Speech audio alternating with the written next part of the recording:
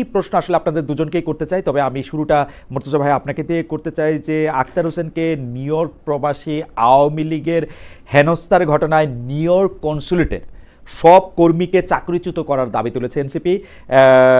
এর আগেও new York ও লন্ডনে যারা মাহফুজ আলমকে হেনস্থার চেষ্টায় দেশের কূটনৈতিক মিশনে ব্যর্থতার কথা বলা হয়েছে।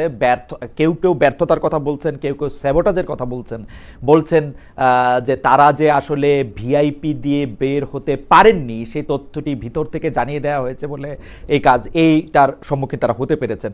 এইটা নিয়ে আপনি আসলে কি বলবেন? আপনার বক্তব্য শুনে আমরা দীপু ভাইয়ের বক্তব্য একটু শুনবো। জনাব গোলাম মুর্তজা। ধন্যবাদ আপনাকে।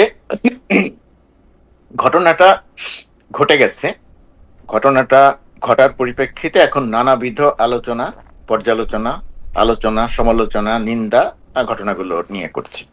এনসিপির পক্ষ থেকে যে প্রতিক্রিয়া ব্যক্ত করা হয়েছে, এক ধরনের কি বলবো, এক ধরনের ক্ষিপ্ততা আছে তাদের কথার মধ্যে, এবং সেটাকে আমি মোটেই অস্বাভাবিক কিছু মনে করছি না। এবং তাদের পক্ষ থেকে যে কথাটা বলা হয়েছে যে এখানে যারা দায়িত্বরত ছিল, যদিও কনসুলেট, বাংলাদেশ কনসুলেট, নিউ ইয়র্কের যে বাংলাদেশ কনসুলেট, এটা তো সরাসরি এর সঙ্গে সম্পৃক্ত নয়। নিউ ইয়র্ক কনসুলেট মূলত সম্পৃক্ত 27 তারিখে ডক্টর মোহাম্মদ ইউনূসের যে প্রোগ্রামটা আছে বাংলাদেশি এনআরবির সঙ্গে, মানে প্রবাসী বাংলাদেশিদের সঙ্গে, সেই জায়গাটায় অনেকটা সম্পৃক্ত। এই এই ইউএনের এই প্রোগ্রামের পুরো ব্যাপারটা দেখাশোনা করে এখানে দূতাবাস তো থাকেই ওয়াশিংটন ডিসির, মূলত পার্মানেন্ট মিশন জাতিসংঘের। যাই হোক, সেটা আলাদা ব্যাপার। এটা সবাইকে মিলেই তো একটা সরকার, সবাইকে মিলেই তো পুরো ব্যাপারটা। তো এই কারণেই এই ব্যাপারটা আলোচনায় আছে যে কার ব্যর্থতার কারণে কিভাবে হলো। সরকারের পক্ষ থেকে ইতিমধ্যে একটি ঘটনা বিবৃতি দেয়া হয়েছে। আর আমি যেটুকু বলি যে এখানে দুটা প্রসঙ্গ এসেছে, আপনার প্রশ্নের মধ্যে তার কিছুটা আছে, যে ডক্টর মোহাম্মদ ইউনূসের সফর সঙ্গী হয়ে 6জন রাজনীতিবিদ আসলেন। এই 6জন রাজনীতিবিদের মধ্যে একজন যেহেতু যুক্তরাষ্ট্রেই থাকেন, সঙ্গে এসেছেন 5জন। এই 5জন কেন ডক্টর ইউনূসের সঙ্গে বের না হয়ে, একসঙ্গে বের না হয়ে এই 5জন কেন আলাদা বের হলো, ডক্টর ইউনূস কেন তাদেরকে সঙ্গে নিয়ে আসলেন না, এই প্রসঙ্গটা সামনে এসেছে। এটার ব্যাপারটা এখন জনে জনে গিয়ে বলা মুশকিল, এবং কতখানি পরিষ্কার করে বলা যায় সেটাও একটা ব্যাপার। তারপরেও আমি যেহেতু আপনার অনুষ্ঠানে যুক্ত হয়েছি, আমি একটু দর্শকদের একটু বলতে চাই। মানুষ বিচার করবে যে আসলে কার ভুল কার ব্যর্থতা, সেটা আলাদা। যখন প্লেন ল্যান্ড করে, উড়োজাহাজটি যখন ল্যান্ড করে, উড়োজাহাজটি কালকে প্রায় 40 মিনিট মতো ডিলে ছিল, যখন ল্যান্ড করার পরে সিক্রেট সার্ভিসের পক্ষ থেকে, যুক্তরাষ্ট্র সিক্রেট সার্ভিসের পক্ষ থেকে পুরো ব্যাপারটা দেখাশোনা করা হচ্ছিল। এমনিতেই ভিআইপিদের, রাষ্ট্রপ্রধানদের নিরাপত্তা দেয়া হয়, আর ডক্টর ইউনূসকে কেন্দ্র করে, সরকারকে কেন্দ্র করে, এনসিপি কে কেন্দ্র করে, যেহেতু যুক্তরাষ্ট্রে আওয়ামী লীগের একটা সন্ত্রাসী কর্মকাণ্ডের আভাস পাওয়া যাচ্ছিল, এবং ইতিপূর্বে তারা সেই সন্ত্রাসী কর্মকাণ্ড করেছিল, প্রতিবাদ নয়, প্রতিবাদ পর্যন্ত আমার কোনো বক্তব্য নাই, প্রতিবাদ করতেই পারে। তো এই সন্ত্রাসী কর্মকাণ্ডের পরিপ্রেক্ষিতে যেহেতু যুক্তরাষ্ট্র সরকারের সকল সংস্থাকে জানানো হয়েছিল বিষয়টি যেন তারা দেখভাল করেন, এবং তারা সেই অনুযায়ী প্রস্তুত ছিল। সিক্রেট সার্ভিস বিশেষ গাড়ি একেবারে এয়ারপোর্টে যে জায়গাটাতে প্লেন থেমেছে প্রথমে, সেই জায়গাতে যায়, সবাইকে সেখানে তারা গাড়ি থেকে নামেন এবং তাদেরকে সেই গাড়িতে সিক্রেট সার্ভিসের তত্ত্বাবধানে তোলা হয়, একটা বিশেষ গেট দিয়ে নিয়ে আসা হয়, সেই বিশেষ জায়গা থেকে নিয়ে আসা হয়। কিন্তু ওই জায়গাটাতে যে বিপত্তিটা বাঁধলো, যে সমস্যাটা যে জায়গাটাতে তৈরি হলো, দেখা গেল যে 5জন রাজনীতিবিদ যারা সঙ্গে এসেছেন, তাদের যে ভিসা ক্যাটাগরি, সেই ভিসা ক্যাটাগরি ডক্টর যে ভিআইপি গেট দিয়ে ডক্টর ইউনূস রাষ্ট্রপ্রধানের সঙ্গে বের হয়ে আসার যে ব্যাপারটা থাকে, তাদের ওই ভিসা ক্যাটাগরি এটাকে পারমিট করে না। তখন এদেরকে বলা হয়, ইমিগ্রেশন থেকে বলা হয় যে এদেরকে এই সাধারণ লাইন দিয়ে যেতে হবে।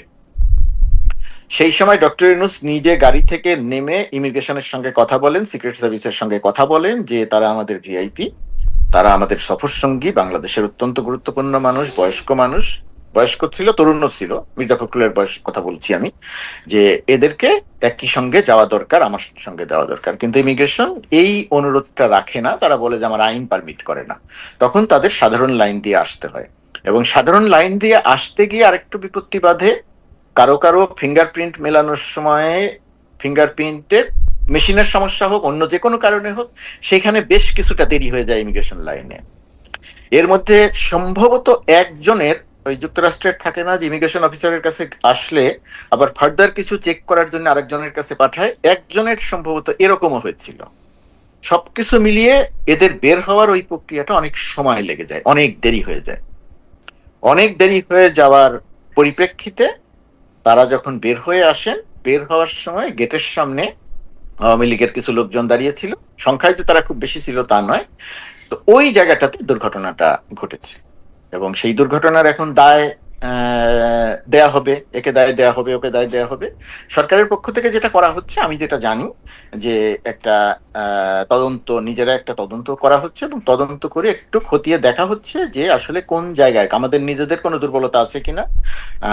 সেই দুর্বলতা যদি থেকে থাকে, আপনি যেটা বলছেন ভেতর থেকে কোনো তথ্য পাচার করা হয়েছে কিনা, তাদেরকে বিশেষভাবে জানানো হয়েছে কিনা, এই সমস্ত সবগুলো অভিযোগ বিবেচনায় নিয়েই একটু দেখা হচ্ছে যে কোন জায়গা থেকে কি ঘটলো, এবং তার পরিপ্রেক্ষিতে আমার ধারণা যে পরবর্তী আপডেটটা পাওয়া যাবে এবং জানা যাবে। মুর্তজা ভাই, আপনাকে ধন্যবাদ। আপনি মানে একদম মানে ভালো মতোই একজন আমাদের সাবেককালের পেশা মানে রিপোর্টারদের মতো আপনি চমৎকার বর্ণনা দিয়েছেন। কিন্তু আমি এখানে একটা ছোট প্রশ্ন করতে চাই।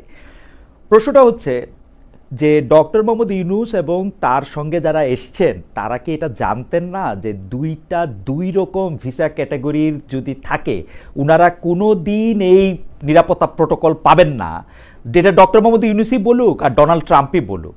এইটা যাদের মার্কিন যুক্তরাষ্ট্রে একবার আসার অভিজ্ঞতা আছে তারাও এটা জানেন, যেই রকম ভিসা ক্যাটাগরি সেই রকম নিরাপত্তা বলয়ই তারা পাবেন। মানে ওনারা হত্যা দিয়ে পড়ে থাকলেও ওদেরকে ভিআইপি টার্মিনাল ব্যবহার করতে দেয়া হবে না, বা এইটা ব্যবহার করতে দেওয়া হবে না।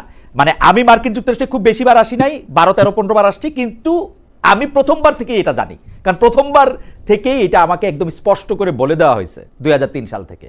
এটা কি ডক্টর মোহাম্মদ ইউনূস এবং তার সরকারের তার প্রোটোকল এটা জানতেন না? এটা যে কোনো কারণেই হোক, এখন আপনি যে প্রশ্নটা করছেন, আপনার এই প্রশ্নের যে খুব সরাসরি বা সঠিক কোনো জবাব আমার কাছে আছে তা না। আমার একটু সমস্যা হচ্ছে খালেদ, আমি যেহেতু সাংবাদিক, তো সেই সাংবাদিক হওয়ার কারণে আমি যে কোনো বিষয়ই একটু ঘুরিয়ে পেঁচিয়ে, আপনি যেহেতু প্রশ্ন করেছেন তার একটা জবাব দিতে হবে, এদিকেও গেলাম না ওদিকেও গেলাম না, কিছু একটা পেঁচিয়ে টেঁচিয়ে বললাম, আমি আসলে ওই কাজটা করতে চাই না, করতে পারিও না।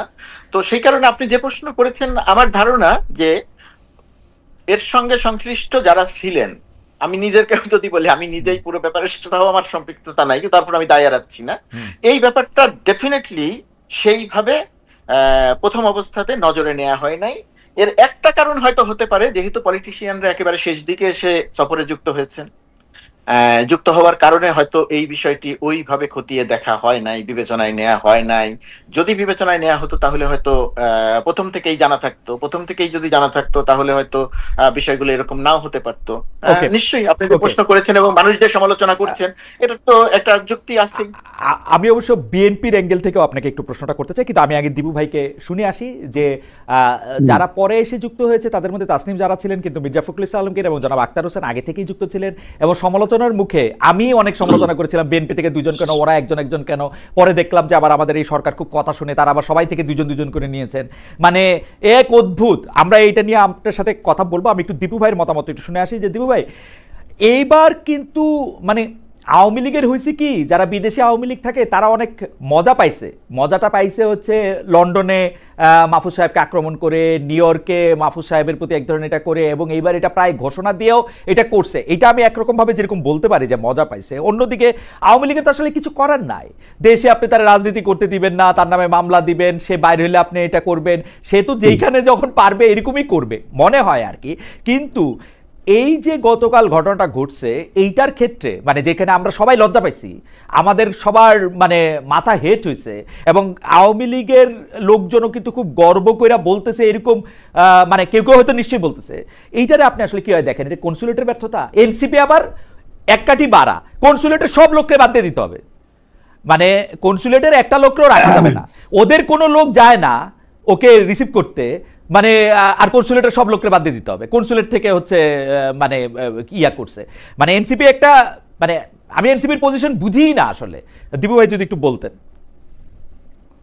আচ্ছা, আমি বলার আগে আমি একটু ডিফেন্ড করি এই যুক্তিতে, যে যেই প্রতিবাদের প্রতিবাদের ভাষাটা তাহলে কি হবে? বিরোধী দলের এই ধরনের প্রতিবাদের ভাষা কি আমরা অতীতে দেখি নাই? গত 15 বছরে আওয়ামী লীগের মানে স্বয়ং যে প্রধান এবং প্রাইম মিনিস্টার শেখ হাসিনা, মানে তার বহরকে ঘিরে বা মন্ত্রীদেরকে ঘিরে এরকম অসংখ্যবার কিন্তু ঘটনা ঘটছে। বিষয়টা হলো যে আক্রমণ করা হয়েছে কিনা, কোনো অস্ত্র নিয়ে আক্রমণ করা হয়েছে কিনা, সেটা তো হয়নি। এই ডিম ছোড়া মানে জুতা ছোড়া এগুলি তো অহরহ পশ্চিমা বিশ্বে। এইটুক পর্যন্ত আমার ধারণা যে এটাকে আর সন্ত্রাসী ঘটনা মনে করা হয় না, এটাকে তারা মনে করে একটা ক্ষোভ, বিক্ষোভের একটা প্রকাশ হিসেবে দেখে।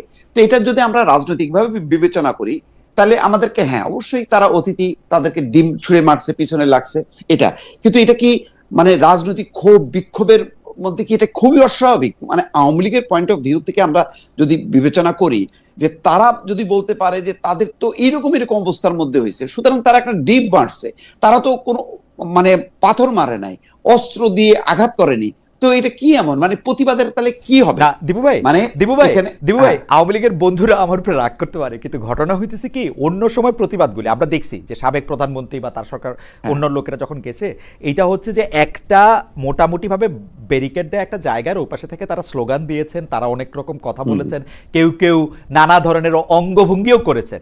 কিন্তু এইখানে হয়েছে কি, যখন মির্জা ফখরুল ইসলাম আলমগীর, জনাব আক্তার হোসেন, তাসনিম যারা, তারা যখন বাইরে ছিলেন তারা কিন্তু একদম গায়ে গা লাগোয়া ছিলেন, তারা এতটুকু কাছাকাছি ছিলেন এবং তারা খুবই আক্রমণাত্মক, আমি বলবো কিছুটা অশালীন ভাষায়, কিছুটা না মানে অশালীন ভাষায় তারা গালাগালি করতেছিলেন। এইটা হইছে আর কি, এইটা আমার কাছে মনে হয়েছে যে, কিন্তু আমি খালেদ, আমি যেই ভাষাগুলি শুনছি তার মধ্যে কিন্তু একজন বলছে যে এই আপারে দিস না, ওই আক্তারকে দে, রাজাকারে দে। হ্যাঁ, এখানেও কিন্তু তাদের মধ্যে কেউ কেউ সেন্সিবল লোক ছিল যাতে তাসনিম যারা যেহেতু নারী, তার যাতে সম্মান সম্ভ্রমটা রক্ষা হয়। মির্জা ফখরুল ইসলাম আলমগীরকে খেয়াল করেন, উনার এত কাছে, উনারা পারলে কিন্তু ধাক্কা দিলেও কিন্তু বাগে ছিল। মোট কথা আওয়ামী লীগের এই বিক্ষুব্ধ নেতা কর্মীদের বাগের মধ্যে থাকার পরে তারা যেইটুক করেছে এর থেকেও কিন্তু বেশি হইতে পারতো, কারণ কোনো বাধা ছিল না। তাহলে এটাকেও আমাদের মাথায় রাখতে হবে যে রাজনৈতিক বিষয়টা তো, যারা গেছে তারা হয়তো রাষ্ট্রের অতিথি, কিন্তু তারা তো রাজনৈতিক ব্যক্তি, আর যারা বিক্ষোভ করছে তারাও কিন্তু রাজনৈতিক ব্যক্তি।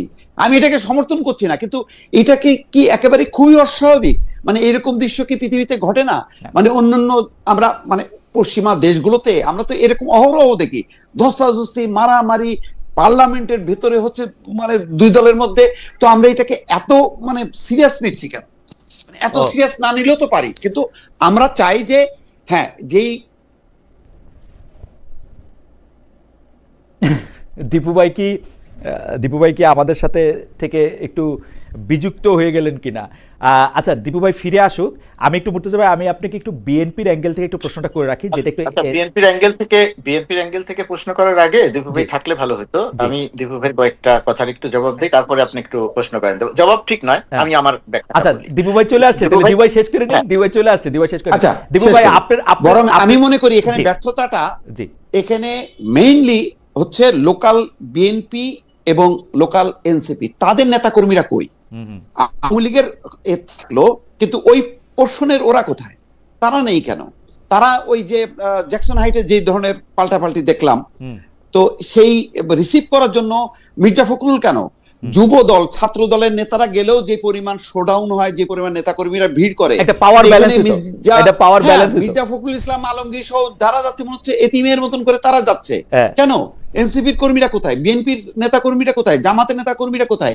জামাতের নেতাকে তো মনে হয় দেখলাম না, উনি কি প্রোটোকল পাইছে কিনা আমি ঠিক জানি না, কারণ আমি দীপু ভাই তাহলে একটু আপনার কাছে আবার ফিরে আসি। কিন্তু আমাদের মুর্তজা ভাই আবার একটু ইয়া দিয়ে রাখছিল যে উনি একটু কিছু বলতে চান এই সম্পর্কে।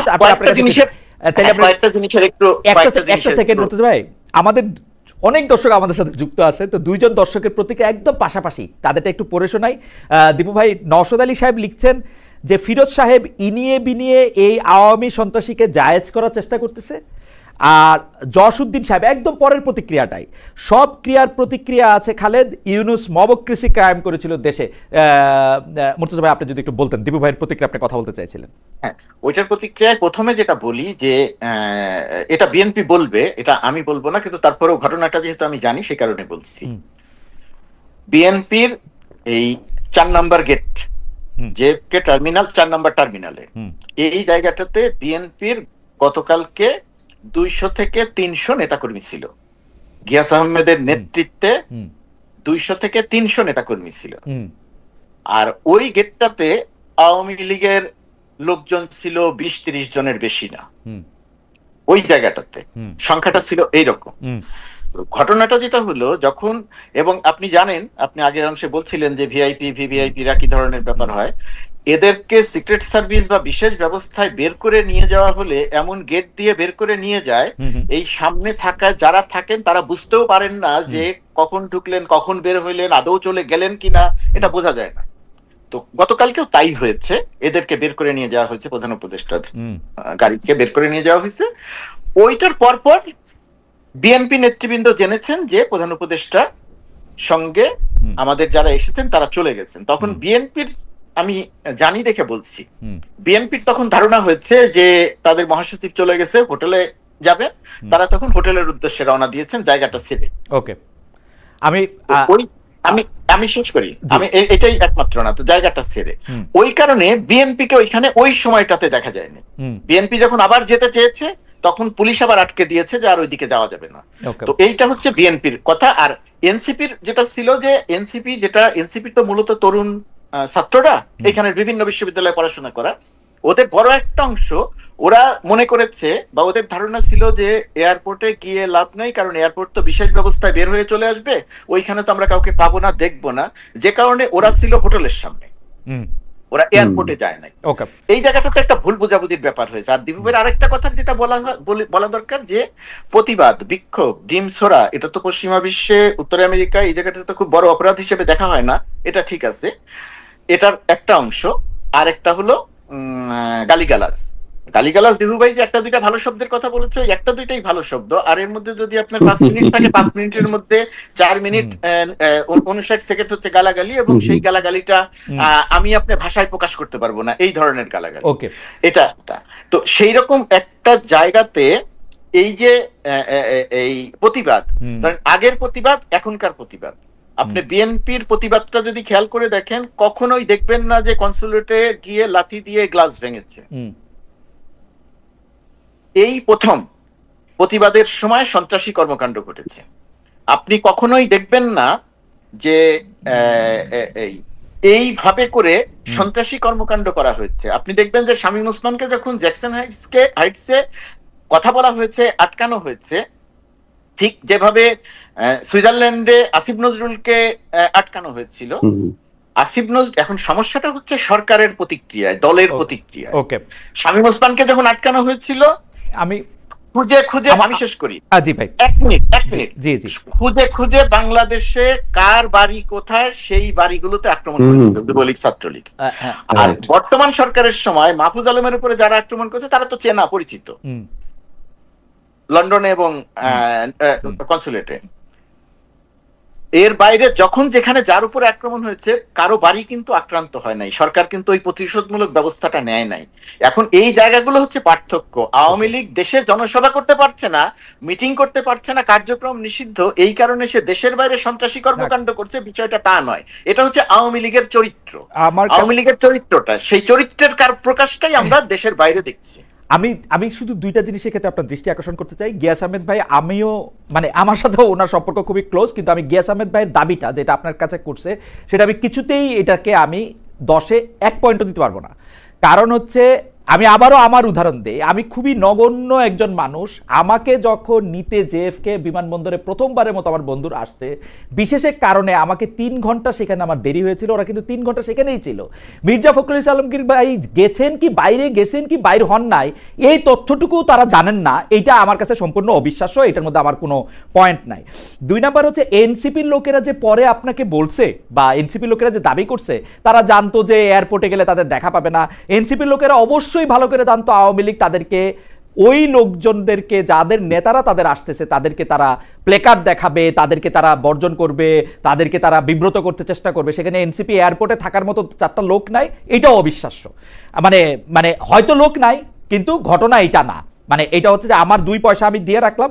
আমি একটু দীপু ভাইয়ের কাছে যেতে চাই, যে দীপু ভাই, আপনি তাসনিম জারাকে আক্রমণ করা হয় না আপনি বলতেছেন, কিন্তু ঘটনা হচ্ছে তাসনিম জারাকে আসলে ভার্বালি প্রচুর পরিমাণ আক্রমণ করা হয়েছে। আমার এক বন্ধু আমাকে বলতেছেন যে তাকে আসলে একটি ডিমও মারা হয়েছিল, তিনি শেষ মুহূর্তে কোনোভাবে ডাক করে বেঁচে যান এবং যে ভাষায় তাকে গালাগালি করা হয়েছে সেরকম আর কখনো ঘটে নাই। মুর্তজা ভাই বললেন যে কনসুলেট আক্রমণ করার মতো ঘটনা কখনো ঘটে নাই। আপনার মন্তব্য একটু শুনতে চাই। শুধু একটি লেজ জোড়া দিয়ে জামাতে ইসলামীর নেতা তাহের ভাই যে বেরিয়ে আসলেন, তিনি আসলে কোন পথে বেরোলেন? তিনি কি ডক্টর ইউনূসের সাথে বেরিয়েছিলেন, আগে বেরিয়েছেন, পরে বেরিয়েছেন? তার ক্ষেত্রে কি হয়েছিল আমাদের কি জানা আছে? এই লেজটা আবার আমরা গোলাম মুর্তজা ভাইয়ের কাছে জি আমি এইটা বলি। জামাতে ইসলামীর নেতাও এই দলের সঙ্গেই ছিলেন। এই দলের সঙ্গে মির্জা ফখরুল ইসলাম আলমগীর ছিলেন, তারেক রহমানের পররাষ্ট্র বিষয়ক উপদেষ্টা ছিলেন, আক্তার ছিলেন, যারা ছিলেন এবং প্রেস উইং এর 2 জন ছিলেন। জি, আমি প্রেস উইং এর 2 জনকে দেখতে পেয়েছি। তাহের ভাইকে আমি এক ঝলক দেখেছি। তারপরে তাহের ভাই ঠিক যে জায়গাটাতে ঘটনাটা ঘটেছে সেই জায়গা থেকেই জামায়াত ইসলামীর নেতাকর্মীরা উনাকে সেভ করে নিয়ে গাড়িতে তুলেছে এবং আওয়ামী লীগের মূল ক্ষোভটা, মূল রাগটা অন্য কারো উপরে, মির্জা ফখরুল ইসলাম আলমগীরের উপরে তারা যে বিশেষ সম্মান দেখিয়েছে তার কারণটা হচ্ছে মূল রাগটা ডক্টর ইউনূস এবং মূল রাগটা হচ্ছে এনসিপির উপরে। মির্জা ফখরুল ইসলাম আলমগীরের আমি একটু দীপু ভাইয়ের কাছে চাই যে দীপু ভাই, ডক্টর মোহাম্মদ ইউনূস যে তিনি আসলে উনার নিজেকে ছাড়া কাউকে আসলে কেয়ার করেন না, মানে আমার এন্টোরেজ হিসেবে যারা গিয়েছে তাদের নিরাপত্তা নিশ্চিত না করে তিনি নিরাপদে বেরিয়ে গেলেন। এইটা হচ্ছে উনার বিপক্ষে সবচেয়ে বড় সমালোচনা। আর পাশাপাশি সমালোচনা তো আমরা করতেই পারি, এনসিপি কেন তাদের লোক গেল না, বিএনপির লোকেরা কেন চলে আসলো, এটা আমার কাছে কিন্তু একটা বারমুডা ট্রায়াঙ্গেল। মির্জা ফখরুল ইসলাম আলমগীর বাইর হন নাই, কিন্তু তারা জানছে যে উনি বাইর হয়েছেন, এটা হইতেই পারে না। It's an absurd. আমি গিয়াস ভাইকে আজকে পাইলে আজকেও জিজ্ঞেস করবো, এবং গিয়াস ভাই আমার ধারণা, মানে আমি জানি না, আমি গিয়াস ভাইকে পাইলে এটা জিজ্ঞেস করবো। এটা আমার কাছে বারমুডা ট্রায়াঙ্গেল। আমি এটা যতক্ষণ পর্যন্ত না জানতেছি এটা আমি জানতে চেষ্টা করবো। এনসিপির ব্যাপারটাও যদি আপনি বলেন, জামাতের ব্যাপারটাও যদি একটু আপনি আমার বলেন দেবু ভাই। না, মানে আমার কাছে তো এটাও খুব লাগলো যে জামাতের যারা নেতা কর্মী শুধু তাদের নেতাকে নিয়ে বেড়ে চলে গেল, তাহলে অন্যদের ছিল না। আমি ভাবলাম যে ওখানে বিএনপি বা এনসিপির কেউ ছিল না, তাহলে জামাতের নেতা কর্মীরা মানে সবার দায়িত্ব নিল না, এটা কেমন কথা? এটাও একটা মানে আমি মানে এই খটকা লাগতেছে। এছাড়া ভিডিওতে আমি আসলে দেখি নাই, সেই কারণে আমি নিশ্চিত না, থাকারই কথা যে তারা একসাথেই বের হয়েছে। হয়তো মানে জামাত তো অনেক কৌশলী, তারা হয়তো আগে থেকে খবর জানতো, হয়তো খুব দ্রুতই তার নেতাকে আলাদা করে নিয়ে চলে গেছে, এটা হইতে পারে। তবে আমি আবারও বলি যে যারাকে উদ্দেশ্য করে গালিগালাজ করা, তাকে ওই যে আবার কেউ আবার তার মধ্যে সেন্সিবল কেউ বলছে যে আপারকে মারিস না, একে মার, ওই আক্তারকে মার, রাজাকারের বাচ্চাকে মার, এইগুলো আমি মানে আওয়ামী লীগ মানে বাংলাদেশের যে বিবদমান কালচার এই রাজনৈতিক দলগুলোর এবং রেশারেশি, এবং এমন একটা মানে পট পরিবর্তনের পর মানে খুব মানে আমি খুব আশা করব না যে খুব মানে সুশৃঙ্খল ভাবে প্লাকার্ড দেখায় প্রতিবাদ করবে, গান গেয়ে গেয়ে প্রতিবাদের ওখানে ভাষা প্রয়োগ করবে, এটা তো আশা করা যায় না। আমি কিন্তু সাপোর্ট করছি না পুরো কার্যক্রমটা, এটা না হলে ভালো হতো, সবচেয়ে ভালো হতো মানে আওয়ামী লীগ বিএনপি সবাই মিলে ওখানে উপস্থিত থাকতো, করতালি দিয়ে আসতো এবং বলতো যে বাংলাদেশের পক্ষে যাতে জাতিসংঘে এই যে আমাদের অগ্রগতি, এই যে সংস্কার, সামনে যে নির্বাচন হবে সেটার জন্য যদি সবাই মিলে ফুলের মালা দিয়ে যদি তাদেরকে নেতৃবৃন্দকে মানে স্বাগত জানাইতো, তাহলে খুবই খুশি হতো এবং এটা মানে বিশ্বে একটা অন্যরকম একটা খবরও হতো। কিন্তু এটা তো আশা করা যায় না, এটা তো আমরা সব জানি। কিন্তু আমি বলছি যে এর চেয়েও খারাপ হতে পারতো। সেই তুলনায় আমি মনে করি যে এটা এত মানে মারাত্মক খারাপ হয়নি। কিন্তু তার মানে এই নয় যে আমি সাপোর্ট করছি। একটা গণমাধ্যম কর্মী হিসাবে আমি সব সাইটই ব্যাখ্যা করব। মানে এখানে তো ধরেন মানে আওয়ামী লীগ সাইটে কেউ ব্যাখ্যা দেওয়ার কেউ নেই, আমি সেই কারণে মানে স্বপ্রণোদিত ওই রাষ্ট্র নিযুক্ত মানে উকিল হিসাবে আমি কথা বলতেছি আর কি, যে আওয়ামী লীগকে ডিফেন্ড করতেছি অনেকটা বলতে গেলে। যে আমি তো বাংলাদেশের রাজনীতির কালচারটা বুঝি, নিউ ইয়র্ক জ্যাকসন হাইটের কালচার আর এখানকার কালচারের মধ্যে কোনো পার্থক্য নেই। সেই রেশারেশি কামড়া কামড়ি এখানে বাংলাদেশে হয়তো আওয়ামী লীগ এখন একটু গোপনে চলে গেছে, কিন্তু জ্যাকসন হাইটে বা নিউ ইয়র্কে আমেরিকায় তো তারা আর পালাবে না। তারা যখন উপস্থিত থাকবে তখন তাদের কালচার কি হতে পারে, যখন তারা ছিল না অন্য পক্ষ যখন ছিল তাদের কালচার কি ছিল, সেগুলো তো সবই দেখেছি জেনেছি। আমি এটা একটু অন্যভাবে প্রশ্ন করে দিব ভাই, আপনার কাছে কি মনে হয় যে ধরা যাক আওয়ামী লীগের মানে এক অদ্ভুত। আবার সরকারের ব্যাখ্যা আমি বুঝি না। সরকার একসময় বলে যে সরকারের ব্যাখ্যা হচ্ছে আওয়ামী লীগের কার্যক্রম নিষিদ্ধ করা হয়েছে। এখন কার্যক্রম নিষিদ্ধের সাথে দল নিষিদ্ধের পার্থক্যটা কতখানি সেটা আমি ঠিক বুঝতে পারি না। কিন্তু আওয়ামী লীগ যদি এখন তাদের কার্যক্রম নিষিদ্ধের জায়গা থেকে আন্তর্জাতিকভাবে এইটার একটা মানে তৈরি করতে চায়, যে কারণে এখানে আওয়ামী লীগ বিএনপি করা, সেটা কি তাদের পক্ষে গেল? মানে আজকে যে কাজটা, গতকাল যে কাজটা আওয়ামী লীগ করেছে, তার কিছুদিন আগে যে কাজটা আওয়ামী লীগ করেছে, সেটা কি তাদের পক্ষে যাচ্ছে ঘটনাটা? মানে আপনার বিবেচনায় কি মনে হয়? না না না, এটা তো পক্ষে যাচ্ছে না, বরং এটা আমি মনে করি যে আওয়ামী লীগের জন্য আরো ক্ষতি হলো। এই ঘটনার পর দেখবেন যে বাংলাদেশ থেকে মানে বিএনপি, জামাত, এনসিপি সবাই একযোগে এটা নিন্দা করছে এবং তারা ঐক্যবদ্ধ হলো। বরং আগামী নির্বাচনে যাতে তারা অংশ না নিতে পারে সেই দাবিটা কিন্তু আজকে জোরালো হলো। এবং ইতিমধ্যে কিন্তু এনসিপির নেতা নাহিদ ইসলাম কিন্তু সেই দাবিটা করছে যে তাদেরকে পুরোপুরি মানে দলগতভাবে তাদেরকে যাতে নিষিদ্ধ করা হয়, যাতে নির্বাচন না করতে পারে। এমনিতেই জাতীয় পার্টি সহ তাদেরকে মানে নির্বাচনে যাতে না আসতে পারে এই ব্যাপারে একটা দাবি আছে, যেখানে বিএনপি চাচ্ছে যে সবার অংশগ্রহণে একটা নির্বাচন হোক। এখন কিন্তু এটা আরো মানে জোরালো হইলো। ফলে এই ঘটনার মধ্য দিয়ে বিএনপির কিন্তু রাজনৈতিক কোনো প্লাস পয়েন্ট হলো না। মানে এইটুক নোংরামি না করলেও পারতো। তারা মানে একটা সুশৃঙ্খল ভাবে যদি প্রতিবাদ করতো তাহলে বরং বলতো যে না, এইটুক তো তাদের গ্রহণযোগ্যতা আছে যে তারা প্রতিবাদ করছে, বরং এইটা করে তারা নিজের পায়ে কুড়াল মারলো। আমি একটু মুর্তজা ভাইয়ের কাছে আসি, যে মুর্তজা ভাই, প্রতি বছর জাতিসংঘের অধিবেশন হয়, সেই জাতিসংঘের অধিবেশনে মানে সরকার প্রধানরা আসেন, বাংলাদেশ থেকে সরকার প্রধানরা সাধারণত আসেন, বিশ্বের নানা দেশ থেকে, অধিকাংশ দেশ থেকে সরকার প্রধান আসেন। কিন্তু এইবারে আমার চোখে পড়লো যে 3টি দল থেকে প্রথমে 4 জন নেতা, পরে সমালোচনার মুখে বিএনপির সমান সমান করে অন্য 2 দল থেকেও 2 জন করে নেতা নিয়ে আসা হলেও কেউ কেউ বলছেন ডক্টর মোহাম্মদ ইউনূস একটি মানব ঢাল ব্যবহার করলেন। কারণ তিনি, ডক্টর মোহাম্মদ ইউনূস জানতেন যে তিনি বিদেশে এখন চরম, মানে দেশে যেহেতু তাকে নিয়ে কিছু বলা যায় না, বলা যায় তার যেহেতু শুনতে হয় না, বিদেশে গেলে হয়তো শুনতেও হবে, সেই জন্য তিনি একটি মানব ঢাল হিসাবে রাজনৈতিক নেতাদের নিয়ে আসলেন। এইটার ব্যাপারে আপনার কি মনে হয়, যে মানে আসলে কি মির্জা ফখরুল ইসলাম আলমগীর, জনাব আখতার হোসেন এবং জনাব আবু তাহেরকে আনা হলো যাতে মানে মনোযোগটা ওদিকে থাকে, বা ডিম যা থাকে তা ওদিকেই যায়, ডক্টর মোহাম্মদ ইউনূসের দিকে না যায়? ব্যাপারটা কি এরকম? দেখেন খালেদ, এটা যুক্তি হিসেবে খুব দুর্বল যুক্তি। যারা এই যুক্তিটা দিচ্ছেন, আমি তাদের যুক্তিকে খুবই দুর্বল যুক্তি মনে করছি, এবং এর কোনো বাস্তব ভিত্তি নাই। তার কারণ হচ্ছে ডক্টর ইউনূস বা তার সফরসঙ্গীদের নিরাপত্তা দেওয়ার ব্যবস্থা বেসামরিক কেউ করে না। নিরাপত্তা দেওয়ার ব্যবস্থাটা করবে যুক্তরাষ্ট্রের সর্বোচ্চ সংস্থা। এটা ডক্টর ইউনূসও জানেন, আপনি সবাই এটা জানেন। এখানে বিএনপি তার নিরাপত্তা দিবে না যে ডক্টর ইউনূস এই কারণে মির্জা ফখরুলদেরকে নিয়ে আসবেন। কি কারণে নিয়ে এসেছেন সেটা নানা রকমের ব্যাখ্যা হতে পারে। দেখেন, আগামী 5-6 মাসের পরে নির্বাচন, এই সরকার থাকবে আর 5-6 মাস, তারপরে গিয়ে নির্বাচনের মধ্য দিয়ে একটা রাজনৈতিক দল একাধিক একটা ছোট্ট মানে ইনফো আপনার সঙ্গে একটু শেয়ার করি। আমার একজন বন্ধু তিনি জানাচ্ছেন যে বিএনপি অ্যাক্টিভিস্টরা লন্ডনে বাংলাদেশ হাই কমিশনরে ভ্যান্ডালাইজ করছে, পিকচার এবং ফার্নিচার ভাঙচুর করছে। মানে কখনো এটা করে নাই অর্থে তিনি এটা আমাকে জানাইছেন। মানে মানে আপনি যদি এইটাও একটু পরে আপনার অন্য কথার মাঝখানে যদি একটু বলতেন।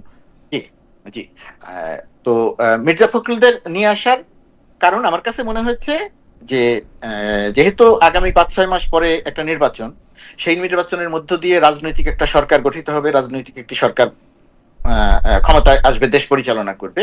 সেরকম একটা সময়ে ডক্টর মোহাম্মদ ইউনূস যখন জাতিসংঘের সফরে আসছেন, এখানে জাতিসংঘের ভেতরে এবং বাইরে যুক্তরাষ্ট্র সরকারের বহু সংস্থার সঙ্গে, বহু মানুষের সঙ্গে ডক্টর ইউনূসের মিটিং হবে, আলোচনা হবে নানাবিধ বিষয় নিয়ে। ইভেন এই সমস্ত বিষয়ের মধ্যে যে বাংলাদেশের জন্য গুরুত্বপূর্ণ বাণিজ্যিক যে সমস্ত বিষয় আছে, সেই সমস্ত বিষয়ে আলোচনা হবে। এই জায়গাটাতে চাওয়া হয়েছে এইরকম ভাবে যে যদি রাজনৈতিক নেতৃত্ব ডক্টর ইউনূসের এবারে সফরসঙ্গী হয়ে আসেন, তাহলে যুক্তরাষ্ট্র সরকারের সঙ্গে, ইউএন এর সঙ্গে বাংলাদেশ সরকারের বা ডক্টর ইউনূসের সরকারের যে সমস্ত আলোচনা চলছেন, রাজনৈতিক নেতৃত্ব তার অংশীজন থাকলেন, তাদের দেখা থাকলো, জানা থাকলো, বোঝা থাকলো, এটা বাংলাদেশের জন্য, পরবর্তী সরকারের জন্য আলোচনা বা যা কিছুই বলি না কেন, সেইটার জন্য একটা সহায়ক পরিবেশ তৈরি হবে। আর আরেকটা জিনিস, যে রেওয়াজ ছিল না সরকারি দলের বাইরে কখনো রাজনৈতিক দলের কর্মী নেতাদেরকে সম্পৃক্ত করা। এই সরকার হয়তো সেটাও একটা দেখাতে চেয়েছে যে রাজনীতিতে সক্রিয় দলগুলো, সেই দলগুলোর নেতাদেরকেও সফরসঙ্গী করা হলো। এইগুলো অনেক কিছু কারণ হতে পারে, কিন্তু এই কারণটা কোনোভাবেই ওই কারণ না যে মানব ঢাল হিসেবে ব্যবহার করার জন্য বিএনপি যাতে আওয়ামী লীগের বিপরীতে মাঠে থাকে সেটা প্রমাণ করানোর জন্য বা কৌশলের অংশ হিসেবে রাজনৈতিক নেতৃবৃন্দকে নিয়ে আসা হলো। এটা যুক্তি হিসেবে আমার কাছে অত্যন্ত দুর্বল যুক্তি, এবং আমার কাছে অবশ্যই কোনো ভিত্তিমূলক যুক্তি মনে হয় না।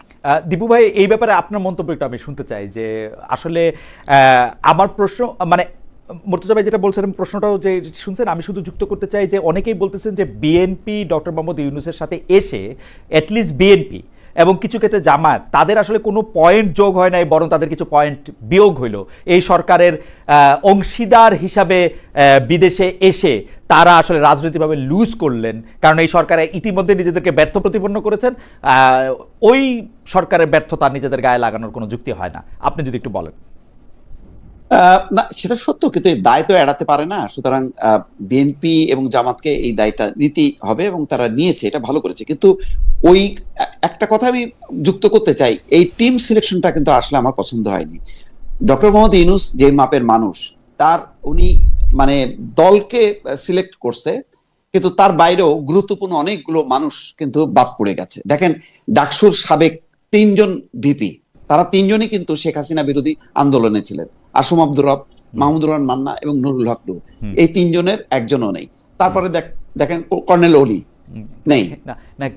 মানে ফিরোজ ভাই কে নেই এটা বলে তো শেষ করা যাবে না। আমি বলি যে উনার একটা টিম, উনি যেটা গোলাম মুর্তজা বলছিল যে বিভিন্ন যে স্টেক হোল্ডারদের সাথে যে কথা বলবে, সেই কথা বলা, এবং যেহেতু নির্বাচন আছে, ডক্টর মোহাম্মদ ইউনূসের সাথে সম্পর্কটা আরো গভীর করা, কিভাবে স্মুথলি দেশে ফিরে যাতে নির্বাচনের বৈতরণীটা পার হওয়া যায়, সেই আলোচনাটা তারা একান্তে করতে পারতেন। কারণ ওখানে আসলে এত ভিড়ের মধ্যে ডক্টর মোহাম্মদ ইউনূস যে খুব দ্বিপাক্ষিক অনেকগুলো বৈঠক করতে পারবেন, অনেক সুযোগ আছে, সেটা আমার মনে হয় না। বরং গুরুত্ব হচ্ছে দেশের রাজনীতি হয়তো এখানে কথা বলা মানে কিছুটা কঠিন বা জটিলতা।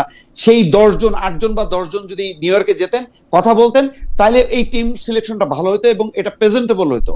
এখন আপনি এনসিপি কে বিবেচনা করলেন, তাহলে ওই যে এবি পার্টি মুজিবুল হক মঞ্জু নাই কেন, গণ অধিকার পরিষদ নেই, এই প্রশ্নগুলি আমি বললাম আজকে, এই প্রশ্নগুলি কিন্তু উঠবে।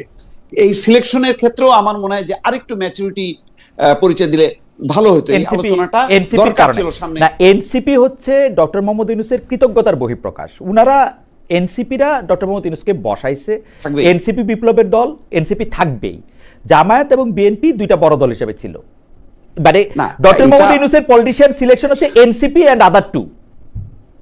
আমি মনে করি যে উনি যেহেতু ব্যক্তি, ওনার উচিত ছিল যে এখানে রাজনৈতিক প্রজ্ঞাটাকে সামনে আনা। এখানে মানে দলের চেয়ে ব্যক্তি গুরুত্বটা দিলে ভালো হতো, এটা আমার বিবেচনা। এটা অন্যরা হয়তো বিবেচনা নাও করতে পারে। আর এনসিপি তো অবশ্যই তাদের একটা প্রতিনিধি 1 জন বা 2 জন থাকলো, 5 জনও থাকলো, কিন্তু এটাও মাথায় রাখা দরকার, যেই সময় মানে এই বিপ্লবটা সংগঠিত হয়েছে বা গণঅভ্যুত্থান সংগঠিত হয়েছে, তখন কিন্তু এটা এনসিপি না, তখন কিন্তু বৈষম্য বিরোধী ছাত্র আন্দোলন প্রতিনিধি তারা।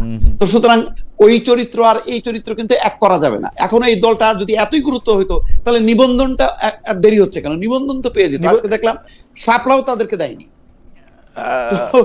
মানে কথা বললে অনেক রকম কথা বলা যায়, আমি এই বিতর্কে যেতে চাই না। বিতর্ক হলো যে ডক্টর মোহাম্মদ ইউনূসের সাথে একটা খুবই প্রতিনিধিত্বশীল, মানে শেখ হাসিনার বিরোধী আন্দোলনে যারা খুব সক্রিয় ছিল, পরিচিত মুখগুলো ছিল, সেই মুখগুলো যদি থাকতো তাহলে সবার জন্য ভালো লাগতো, আমার জন্য ভালো লাগতো। এটা আমার ব্যক্তিগত মানে একটা আকাঙ্ক্ষা বা বহিঃপ্রকাশ। মনে হয় এর জন্য রাজনৈতিক সংকট নিরসনে, যেহেতু এখনো নির্বাচন, দেখেন নির্বাচন হবে, কিন্তু বহু মানুষ কিন্তু মনে করে যে ফেব্রুয়ারিতে নির্বাচন হবে না। এই অনিশ্চয়তার দেয়ালগুলি কারণ হচ্ছে এই অনিশ্চয়তাটা আপনি বলেন বলে, মানে আমি কথার কথা বলতেছি, মানে আমরা সবাই মিলে এই অনিশ্চয়তার কথা বলি বলেই মনে মানুষের মনে অনিশ্চয়তা। আমি তো কোনো অনিশ্চয়তা দেখি না। আমি দেখি ফেব্রুয়ারিতে ইলেকশন হবে। আপনি অনিশ্চয়তা কই দেখেন? সরকার তো নির্বাচনের ট্রেনে লাইনে, আমি তো দেখি না, কিন্তু এই নেতারাই তো বলছেন। কালকে যে নাসিরউদ্দিন পাটোয়ারি ওই যে নির্বাচন কমিশন ভবনের সামনে, নাসিরউদ্দিন পাটোয়ারি সহ কিছু নেতা নেত্রী আছেন যারা মনে করেন যে নির্বাচনটা হবে না, কিন্তু তারা এটা কেন মনে করে? তাদের প্ল্যাটফর্ম থেকে যখন বলে তখন কিন্তু মানুষ কিন্তু ধাক্কা খায় যে হবে তো, এই আলোচনাটা কিন্তু আছে।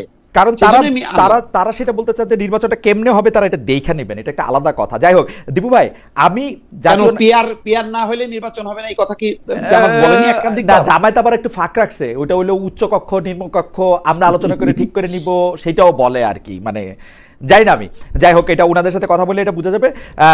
তবে মুর্তজা ভাই, আজকে আপনাকে আমার বন্ধুরা অনেক বেশি দেখতেছেন। এখানে আমার একজন সিনিয়র বন্ধু যিনি আমেরিকাতে থাকেন, তিনি বলতেছেন যে 60-70 জনের মতো জামাতে ইসলামীর সমর্থকরা গিয়ে ফুলেল শুভেচ্ছা দিয়ে জনাব আবু তাহেরকে সেখানে রিসিভ করেছেন এবং তাকে নিয়ে আসলে খুব আনন্দ করতে করতে তারা সেখান থেকে চলে গিয়েছেন। একই জায়গায় থাকা বিএনপির, মানে ওনারা আরেকটা প্ল্যাটফর্মে ছিলেন, তারা এখানে এসে পৌঁছাতে পারেন না এবং তারা ভুল খবর পেয়েছিলেন।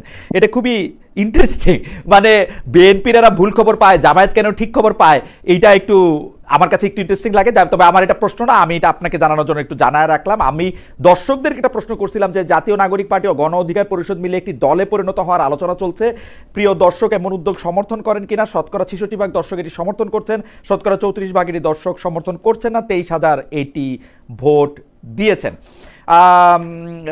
মুর্তজা ভাই, আপনার জন্য আমাদের কাছে প্রশ্ন হচ্ছে যে সরকারের যিনি প্রধান উপদেষ্টা, যিনি প্রেস সচিব আছেন, আমাদের শফিক ভাইয়ের অন্যতম কাজ আমরা যেটা দেখি সেটা হলো যে এই সরকার কতটা জনপ্রিয়, এই সরকার কতটা জনবান্ধব সেটা প্রচারণা করা। একটি দল নিরপেক্ষ অন্তর্বর্তী সরকারকে এত পপুলিস্ট হতে হবে কেন? মানে 78% বেশি মানুষ অন্তর্বর্তী সরকারের কার্যক্রমে সন্তুষ্ট, এইটাতে আসলে তৃপ্তি নেয়ার কি আছে? মানে একটা জরিপ 78% লোক জনগণ এটাতে সন্তুষ্ট না, আপনার মতামত একটু আমরা শুনতে চাই যে 78% মানুষের জড়িত।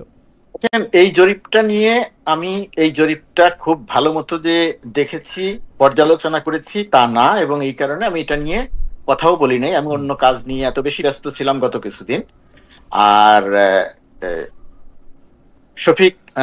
শফিকুল আলম প্রেস সচিব, তিনি এখন যুক্তরাষ্ট্রে আছেন, তিনি এখন নিউ ইয়র্কে আছেন।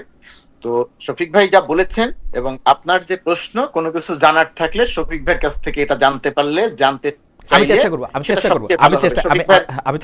কি বলেছেন আমি বললাম যে এই পুরো জরিপটা আমি আমার অন্যান্য পুরো কাজ নিয়ে ওয়াশিংটন, নিউ ইয়র্ক সবকিছু মিলিয়ে অনেক বেশি ব্যস্ত থাকার কারণে আমি এটা ঠিকভাবে লক্ষ্য করতে পারি। আমি শুধু দীপু ভাইয়ের একটা জায়গাতে একটু কথা বললি। দীপু ভাই যে কথাটা বলছেন যে টিম সিলেকশন, অনেকের নাম বললেন, তারা সবাই আমাদের সম্মানিত শ্রদ্ধেয়, শুধু এই আন্দোলন নয়, বহু আন্দোলনে তাদের গুরুত্বপূর্ণ ভূমিকা আছে। কিন্তু এটা টিম বাড়ালে যে খুব বেশি কোনো কিছু হতো তা না। তখন আবার আরেক রকমের সমালোচনা হতো যে কেন এত বড় টিম, আরো 10 জন বৃদ্ধি করলে এত বড় টিম হতো। এটা আমার কাছে মনে হয় যে এটা খুব একটা গুরুত্বপূর্ণ বিষয় না, 1 নম্বর। আর 2 নম্বর হচ্ছে, আমি যদি আরেকটু সরাসরি বলি যে বাইলেটারাল আলোচনা করতে পারবে কি পারবে না, রাজনৈতিক আলোচনা করতে পারবে কি পারবে না, ডক্টর ইউনূসের যে সমস্ত প্রোগ্রাম আছে তাতে যুক্তরাষ্ট্র সরকারের সঙ্গে তার যে একটা ব্যক্তিগত জায়গা থেকে তার যে একটা সম্পর্ক আছে, তার যে একটা ইতিবাচক গ্রহণযোগ্যতা আছে, এই জায়গাটিতে এই যে রাজনৈতিক নেতৃত্ব, বড় দুটি রাজনৈতিক দলের নেতৃত্ব যে এইখানে আসা, সেই জায়গাটাতে একটা লিঙ্ক তৈরি হবে। পরবর্তী, যেমন বলা হয় না যে ডক্টর ইউনূসকে সরকার বাংলাদেশ কাজে লাগায় না, তো এই যে জায়গাটা, তো এই জায়গাটা একটা লিঙ্ক তৈরি হবে এবং পরবর্তী রাজনৈতিক নেতৃত্ব যদি চায়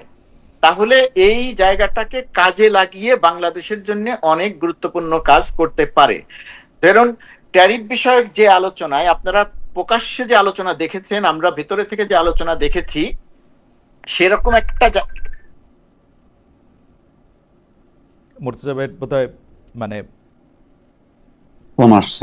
হ্যাঁ, উনি টেলিফোনটি দিয়ে কথা বলছিলেন, সেজন্য উনার টেলিফোনের কারণে বোধহয় সংযোগটি কেটে গেল। আমি দীপু ভাই আপনার কাছ থেকে একটা ছোট বিষয় একটু জানতে চাইছিলাম যে আরো তো এই সফরের আরো 9 দিন আছে, এই 9 দিনের মধ্যে আপনি আসলে মানে নিরাপত্তা ব্যবস্থাটা কি হলে বা কিরকম একটা উদ্যোগ নিলে সেটা ভালো হবে বলে আপনি মনে করেন, বা কি করা উচিত বলে আপনি মনে করেন, বা আপনি কিরকম দেখতে চান? আমি যদি এরকম প্রশ্ন করি যে আপনি আসলে কিরকম দেখতে চান?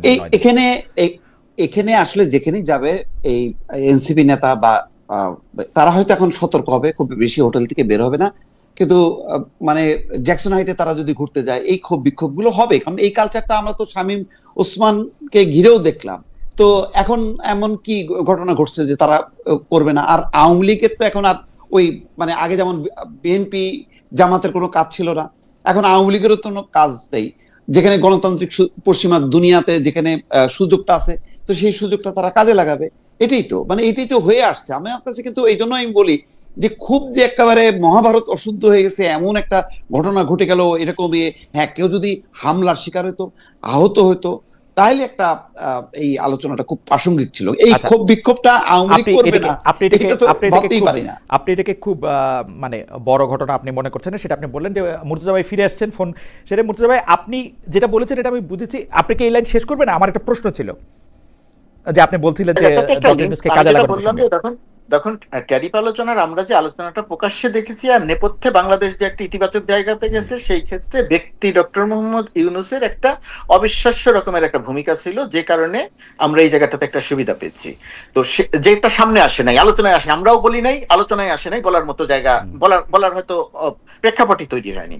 তো এই সমস্ত জায়গাতে এই সমস্ত রাজনৈতিক দল, যেহেতু বড় রাজনৈতিক দল, তাদের একটা লিঙ্ক তৈরি। আমি এই কথাটাই বলার চেষ্টা করেছি, এদেরকে বাছাই করার ক্ষেত্রে, নিয়ে আসার ক্ষেত্রে এই বিবেচনাগুলো কাজ করেছে। আর আপনার প্রশ্নের কথা বলছিলেন যে মুর্তজা ভাই, আমার প্রশ্ন হচ্ছে যে ট্যারিফ আলোচনাকে আপনি ইতিবাচক বলতেছেন, কিন্তু আমি মনে করতেছি এটা নেতিবাচক আলোচনা হয়েছে, কারণ আমরা পুরোপুরি জানতে পারতেছি না যে আমরা কিসের বিনিময়ে ট্যারিফের সুবিধাটা পেলাম। জনাব ট্রাম্প জনাব ইউনূসের বন্ধুত্বের খাতিরে যে শুধুমাত্র ট্যারিফ কমিয়েছেন এটা আমরা বিশ্বাস করি না, এবং আপনারা বলেছেন যে এমন কিছু আছে যা আমরা প্রকাশ করতেছি না। আমরা খুবই চাইতেছি যে এমন কিছুটা আপনারা প্রকাশ করেন, যেটা প্রকাশ করা হইতেছে না বলে এই ট্যারিফের আলোচনাটাকে আমি একটা খুবই নেতিবাচক আলোচনা মনে করি। দুই নম্বর আমি একটু বলি, যে আপনি বলবেন আপনি আমাকে এইটাও বলবেন, 1 বছরের বেশি সময় ধরে ডক্টর মোহাম্মদ ইউনূস ক্ষমতায় আছেন, 1 বছরের বেশি সময় ধরে ডক্টর মোহাম্মদ ইউনূস কূটনৈতিকভাবে এমন কিছু করেছেন কিনা যেটা পরবর্তী বা পূর্ববর্তী সরকার প্রধানদের জন্য একটি ফুট স্টেপ বা একটা মাইলস্টোন হিসেবে আমরা বিবেচনা করতে পারি যে এটা উনি ছাড়া আর কেউ করতে পারতেন না। আপনি প্রথমে একটু ট্যারিফের কথাটা যদি একটু বলেন। প্রথমত কথা, উনি ছাড়া করতে পারতেন কিনা সেটা আরেকটা আলোচনা। হয়তো ওনার চেয়ে ভালো কেউ আসছে, অথবা ওনার চেয়ে ভালো কেউ আসবে, পরবর্তীতে এসে করবে। কিন্তু ডক্টর ইউনূসের ইতিবাচক অনেক দিক আছে কূটনৈতিক জায়গাটাতে, এটা আমি বিস্তারিত ব্যাখ্যা করব না। আর ট্যারিফের আলোচনাটার কথা, আপনি যেটাকে নেতিবাচক আলোচনা বলছেন, আপনি আপনার অবস্থান থেকে যে কোনো কারণেই হোক বলছেন, বা কারণটা আপনি বলেছেন। এখানে আমি খুব সংক্ষেপে বলার চেষ্টা করি, বাট 1-2 মিনিট একটু সময় দেন। ট্যারিফ আলোচনায় কিসের বিনিময়ে পেয়েছি? ট্যারিফ আলোচনাটা হয়েছে বাংলাদেশের সঙ্গে যুক্তরাষ্ট্রের যে ব্যবসা, সেই ব্যবসায় যুক্তরাষ্ট্র কি চায় এবং বাংলাদেশ কি দিতে চায় এবং বাংলাদেশ কি চায় তার উপরে ভিত্তি করে। ট্যারিফ আলোচনায় পৃথিবীর যতগুলো দেশ আলোচনা করতে এসেছে, পৃথিবীর সব দেশকে আলোচনা করার জন্য একটা নন ডিসক্লোজার চুক্তিতে স্বাক্ষর করতে হয়েছে। পৃথিবীর সব কয়টা দেশ করেছে আলোচনার জন্য, বাংলাদেশও করেছে। গোপনীয়তার চুক্তি, আলোচনা যখন চলবে সেই সময়টাতে আলোচনার বিষয়গুলো প্রকাশ করা যাবে না। আলোচনার বিষয়গুলো প্রকাশ করা যাবে না, তার অনেকগুলো কারণ আছে। তার মধ্যে একটা যে এখানে একই সঙ্গে হয়তো 30টা দেশের সঙ্গে আলোচনা হচ্ছে, কোন দেশের সঙ্গে কি আলোচনা হচ্ছে সেই বিষয়গুলো যেন সামনে না আসে, এগুলো একটা কারণ। আর কি আছে চুক্তিতে প্রকাশ করা হচ্ছে না কেন? এখানে বাংলাদেশ সরকারের অবস্থান বা আমাদের অবস্থানটা হচ্ছে খুব পরিষ্কার অবস্থান। ট্যারিফ আলোচনায় 20% শুল্ক নির্ধারণ করা হয়েছে। বাংলাদেশ এখনো আলোচনা চলছে এবং সেই আলোচনাটা এটা আরো কমার একটা সম্ভাবনা আছে। এটা হচ্ছে একটা দিক। আরেকটা দিক, যে চুক্তিটা হবে সেই চুক্তিটা এখনো হয় নাই বাংলাদেশের সঙ্গে। সেই চুক্তিটার খুঁটিনাটি বিষয় নিয়ে 2 দেশ এখনো কাজ করছে, এবং চুক্তিটা হয়ে গেলে বাংলাদেশ সরকারের বা হওয়ার পরে বাংলাদেশ সরকারের সিদ্ধান্তটা হচ্ছে যে আমরা এই চুক্তিটা প্রকাশ করতে চাই, কারণ এই চুক্তির মধ্যে এমন কোনো কিছু নাই যেটা বাংলাদেশ সরকার বাংলাদেশের স্বার্থের বিরুদ্ধে যায়। তো যেহেতু 2 দেশ মিলে আলোচনা করছে, 2 দেশ মিলে চুক্তি করেছে, এবং সেই চুক্তিটা আলোচনার টেবিলেই বাংলাদেশ আলোচনায় আনতে চায় যে আমরা এটা প্রকাশ করতে চাই। এখানে গুরুত্বপূর্ণ ব্যাপার যেটা, যে চুক্তিটা প্রকাশ করতে চাইলে 2 দেশেরই একমত হতে হবে। মুর্তজা ভাই, এনডিএ জিনিসটা আমি বুঝতে পারি, নন ডিসক্লোজার এগ্রিমেন্ট। অ্যাকচুয়ালি আমার সাথে, আমি যে আমার কোম্পানিতে যিনি কাজ করবেন তার সাথেও আমি একটা এনডিএ করি, উনি এটা ডিসক্লোজ করতে পারেন না, কিন্তু অনেক ক্ষেত্রেই অনেক কিছু। এই এনডিএর ব্যাপারটা কিন্তু স্ট্যান্ডার্ড, আপনি এটা ঠিকই বলেছেন, সব দেশের সাথে সব রকমভাবে এটা হয়, কিন্তু প্রথম থেকেই সরকারের পক্ষ থেকে আমি আরেকজন উপদেষ্টা যিনি আছেন নিরাপত্তা বিষয়ক উপদেষ্টা, তার সাথে আপনার সাক্ষাৎকারও আমি আসলে জনাব খলিলুর রহমানের সাথে আপনার ইন্টারভিউটাও আমি দেখেছি। আমি যেটা বুঝতে পারতেছি না সেটা হচ্ছে যে এই নন ডিসক্লোজার এগ্রিমেন্ট কিন্তু হচ্ছে একটা স্ট্যান্ডার্ড, এইটা নন ডিসক্লোজারই থাকবে, কিন্তু আমি 45 থেকে 20% বা 50 থেকে 20% এইটাতে আমি কিভাবে আসলাম, 35% থেকে 20% আমি কিভাবে আসলাম, আমি কি অফার করলাম ওকে, ও কিভাবে আমার উপরে কনভিন্স হলো, এই ব্যাপারটা আসলে এনডিএ এর অন্তর্ভুক্ত না। এটা বাংলাদেশের জনগণের সিদ্ধান্ত যে আমরা আসলে ওরে কি অফার করতেছি। আপনারা এই সোজা কথাটার উত্তর দিচ্ছেন কিনা, নাকি জনাব ট্রাম্প জনাব ইউনূসের চেহারা দেখে এটা দিয়ে দিতেছেন বা জনাব খলিলের চেহারা দেখে এটা দিচ্ছেন? না, এখানে ব্যক্তি, আপনার প্রশ্নটা খুব সহজ, এই প্রশ্নের উত্তর দিতে আমার কষ্ট করতে হবে না, বিব্রত হতে হবে। জি জি বলেন। আমি সরকারের অংশ তো এই কারণে কথা বলছি, অনেক কিছু সরকারের অংশ হলে বলা যায়। জি, তো এই প্রশ্নের উত্তর হচ্ছে বাংলাদেশের সঙ্গে যুক্তরাষ্ট্রের যে ব্যবসা, সেই ব্যবসায় একটা বড় গ্যাপ আছে, ট্রেড ডেফিসিট, যেটা $8 বিলিয়ন আমরা 8 বিলিয়ন ডলারের পণ্য আমরা যুক্তরাষ্ট্রে পাঠাই, রপ্তানি করি, $2 বিলিয়ন আমদানি করি, $6 বিলিয়ন গ্যাপ। এই ট্যারিফ আলোচনার প্রধানতম বিষয় যে এই গ্যাপ কমাতে হবে, এবং বাংলাদেশ যেহেতু এইখানে তার রপ্তানি আরো বৃদ্ধি করতে চায় এবং বাংলাদেশও সেই গ্যাপটা কমাতে চায়। বাংলাদেশের পক্ষ থেকে যে বিষয়গুলো অফার করা হয়েছে তার মধ্যে একটা বিষয় যে বাংলাদেশ খাদ্য পণ্য কিনতে চায় যুক্তরাষ্ট্র থেকে, কম কিনতে চায়, সয়াবিন কিনতে চায়। বাংলাদেশ যুক্তরাষ্ট্র থেকে কটন আমদানি করতে চায়, যেটা অনেক কম পরিমাণে করে, যেটা অন্যান্য দেশ থেকে অনেক বেশি করে। অ্যাবসলিউটলি। বাংলাদেশ যুক্তরাষ্ট্র থেকে গ্যাস আমদানি করতে চায়, যেটা বাংলাদেশ অন্যান্য দেশ থেকে করে, যুক্তরাষ্ট্র থেকে কম করে। এরকম সুনির্দিষ্ট অনেকগুলো বিষয় বাংলাদেশের পক্ষ থেকে প্রস্তাব দেওয়া হয়েছে, এবং ইতিমধ্যে তার বাংলাদেশ গম কিনতে চায় বা গম কেনা শুরু হয়েছে। তো এই সমস্ত জিনিস যুক্তরাষ্ট্রকে অফার করে। বাংলাদেশ 25টি বোয়িং কিনবে, উড়োজাহাজ কিনবে। 25টি উড়োজাহাজ নিয়ে কথা হয়েছে, 25টি উড়োজাহাজ নিয়ে আমরা কি করব? এখন 25টি উড়োজাহাজ দিয়ে কি করব? আমাদের যেগুলো আছে সেগুলোই তো আমরা ঠিক মতো চালাতে পারি না, তাহলে 25টা দিয়ে কি করব? প্রথমত কথা, আমাদের ঠিক মতো চালাতে হবে আমাদের বিমানটা, উড়োজাহাজকে। দ্বিতীয়ত কথা, এই যে 25টা উড়োজাহাজ আমরা কিনতে চেয়েছি, এই 25টা উড়োজাহাজ এখন যেটা কিনতেছি, চুক্তিটা এখনো হয় নাই, হয়তো হয়ে যাবে। তো এই 25টা উড়োজাহাজ কেনার এবং বোয়িং এর কাছে যে সমস্ত অর্ডার আছে, আমরা বোয়িং এর সঙ্গে কথা বলতে গিয়ে দেখেছি তারা প্রথম এয়ারক্রাফটটা সরবরাহ করতে পারবে 2035 সালের পরে গিয়ে, বা 33 সালের পরে গিয়ে। তো এটা তারপরে গিয়ে ধারাবাহিকভাবে পর্যায়ক্রমে আমার মনে হয় মুর্তজা ভাই, আমি আসলে এটা নিয়ে আপনার সাথে আলাদা করে কথা বললে ভালো হইতো। প্রথম কথা হচ্ছে, আমরা যে 6 বিলিয়ন ট্রেড ডেফিসিট আসলে কমাইতে চাই, এই কমাইতে চাওয়ার ক্ষেত্রে আমাদের 2 বিলিয়ন যে আমাদের ওদের সাথে মানে ওদের কাছ থেকে আমদানি আসে, আমাদের রপ্তানি আসে 8 বিলিয়ন। এইটার ক্ষেত্রে আসলে এই 6 বিলিয়নের গ্যাপ, এই বোয়িং কিনা, গম কিনা, গ্যাস কিনা কমানোর ক্ষেত্রে আমাদের লাভ হইতেছে নাকি লোকসান হইতেছে, এটা একটা অঙ্ক করা দরকার। আমি দেখছি অঙ্ক করে, আমার অঙ্কটা একটু শুনে রাখেন, আমি ইকোনমিস্ট না, আমি দেখছি এটা আমাদের লস হইতেছে। যেহেতু আপনারা আমাদের পুরোপুরি জানাইতেছেন না, সেহেতু আমরা এটা পুরোপুরি বুঝতেছি না। 2 নাম্বার ঘটনা হচ্ছে যে আপনি কি আজকে এই ট্যারিফ বাড়ানোর পরে আপনি মনে করলেন যে আপনার 10 বছর ধরে বোয়িং কিনতে হবে?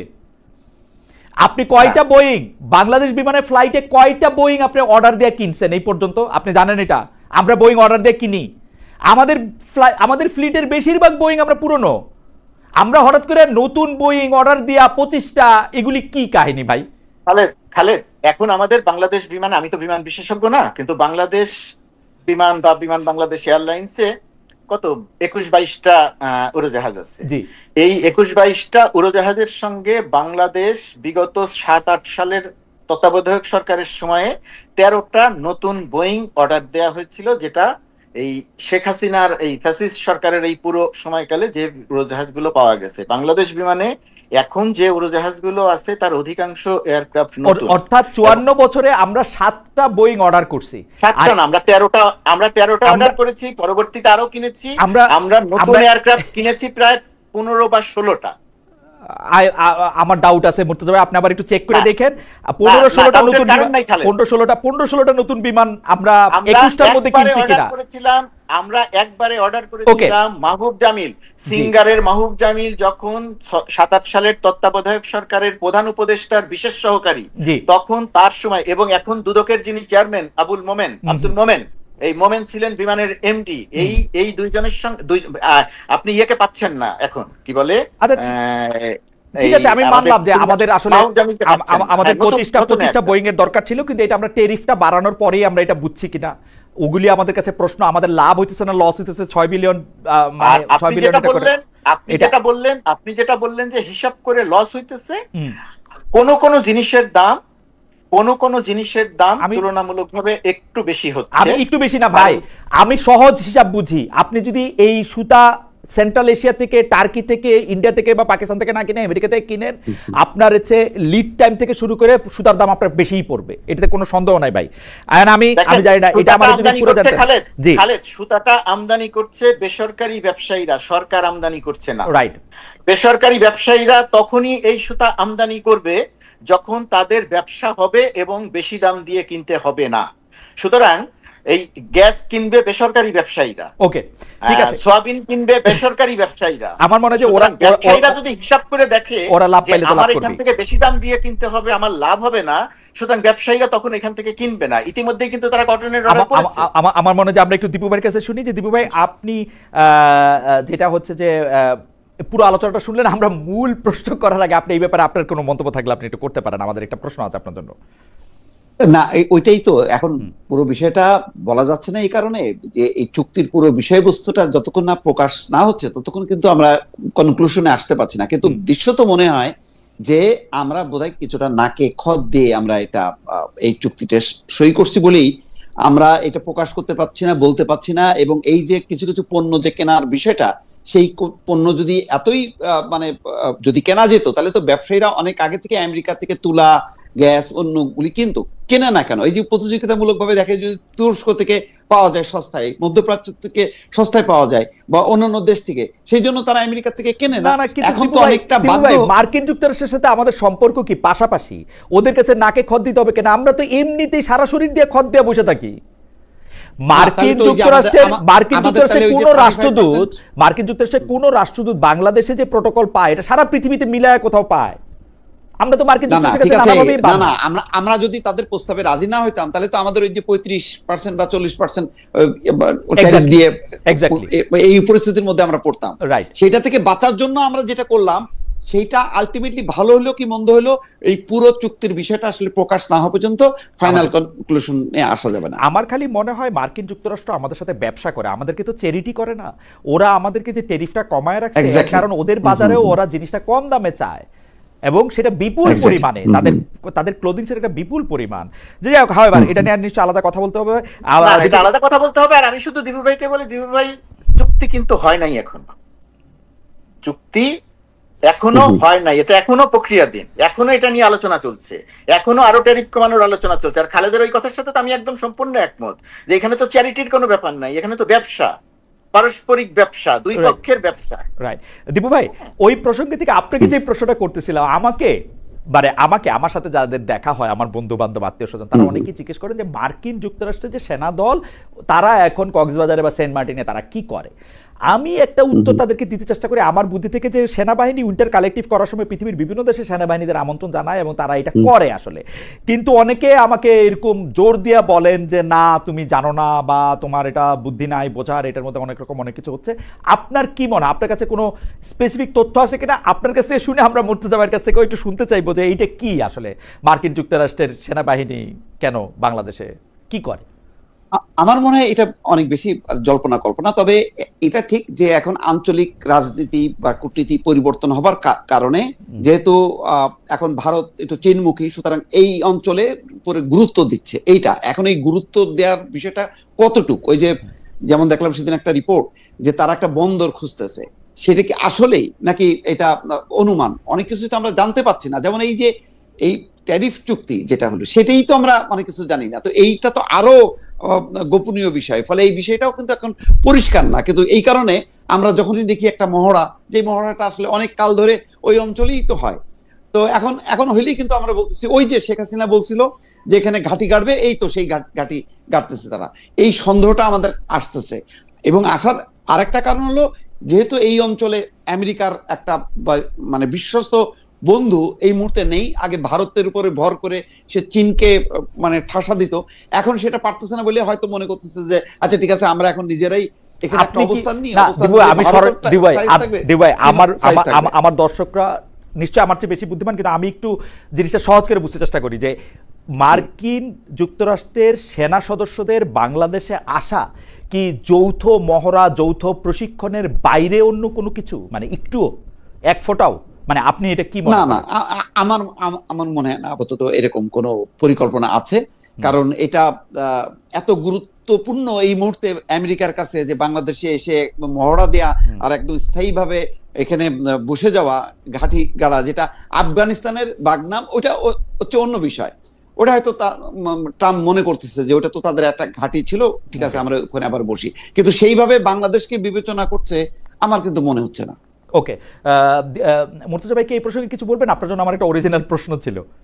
এইটা অরিজিনাল প্রশ্নটাকে শুধু এটা বলি যে এই যে আপনি যে কল্পনাগুলোর কথা বললেন, এখানে এই সমস্ত কল্পনাগুলো আমি ব্যক্তিগতভাবে গণমাধ্যম কর্মী হিসেবে সাংবাদিক, আমি প্রেস মিনিস্টার এগুলো বললে আমি বিব্রত হই, আমি আসলে সাংবাদিক হিসেবে আমি মনে করি সোশ্যাল মিডিয়াতে যে সমস্ত গুঞ্জন তৈরি হয় সেই সমস্ত গুঞ্জনের সঠিক কথাটা বা সঠিক তথ্যটা গণমাধ্যমের দেয়াটা একটা জরুরি ব্যাপার হয়।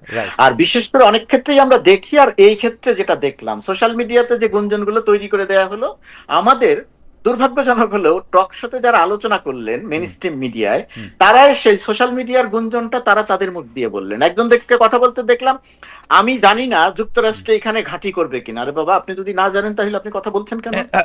আমি জানি না, উনি বলছেন আমি জানি না যুক্তরাষ্ট্রের সৈন্যরা হোটেলে রেজিস্টারে এন্ট্রি ছাড়া ঢুকেছে কিনা, ইমিগ্রেশন ছাড়া ঢুকেছে কিনা, এটা আমি জানি না। এটা গুঞ্জন আছে, তো গুঞ্জন আছে, আপনার দায়িত্ব তো এটা জানা।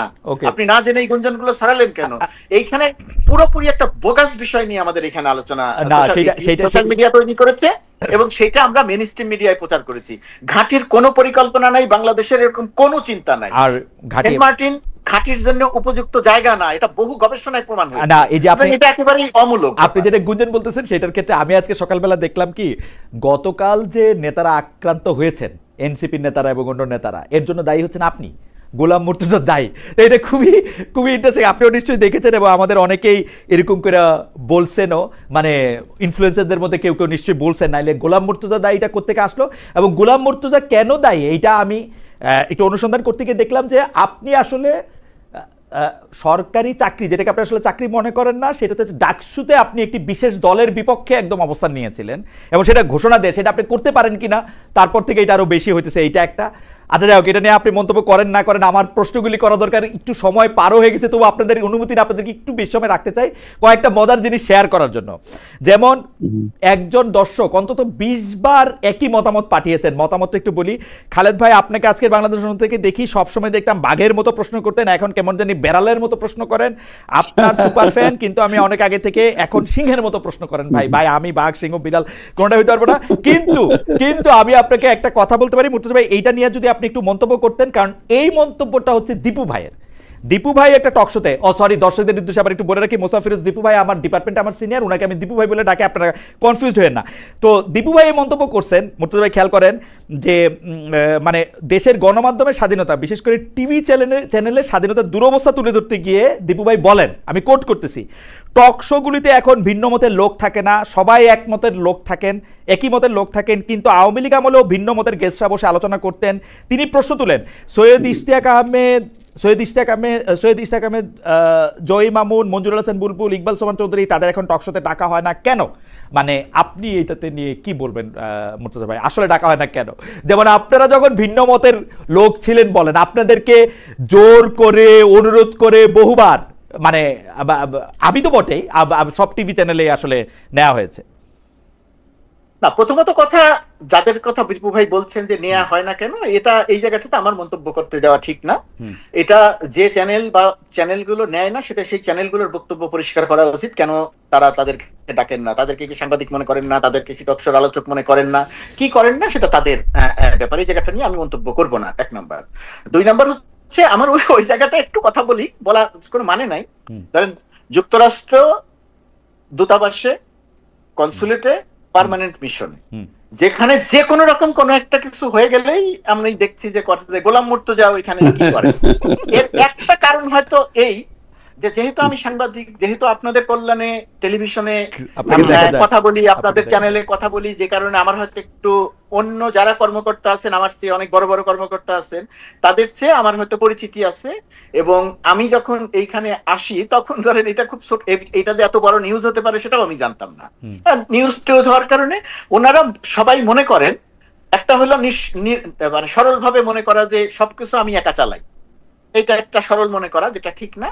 আরেকটা হচ্ছে সে যেই হোক, যে কোনো কারণেই হোক, আমাকে হয়তো তিনি পছন্দ করেন না, কারণ থাক অথবা অকারণ থাক। তো আমি যে কোনো ঘটনা দেখলে তাদের আবার অনেক ভিউ আছে, অনেক দর্শক তাদেরটা দেখেন, তো তারা বলে দেন যে গোলাম মুর্তজা এখানে বসে কি করছেন। গোলাম মুর্তজা প্রেস উইং এর দায়িত্বে, গোলাম মুর্তজা প্রেস উইং এর দায়িত্বে, এর বাইরে গোলাম মুর্তজা আরো অনেক কাজ হয়তো করেন, কিন্তু নিরাপত্তা, প্রোটোকল, এয়ারপোর্টে যাওয়া, এইগুলা গোলাম মুর্তজার কাজের মধ্যে পড়ে না, এর সঙ্গে তার কোনো সম্পৃক্ততা নাই। কারণ কি করেন সেটা একটা। আরেকটা হচ্ছে যে সরকারি কর্মকর্তা হয়ে আমি কোনো দলের পক্ষে অবস্থান নিতে পারি কি না, রাইট, প্রথমত কথা আমি পারি না, দলের পক্ষে অবস্থান নিতে পারি না। এমনকি রাজনীতি নিয়েও আমি সরাসরি ভাবে কারো পক্ষে বা বিপক্ষে যে এরকম কথা এই টকশোতেও বলতে পারি না।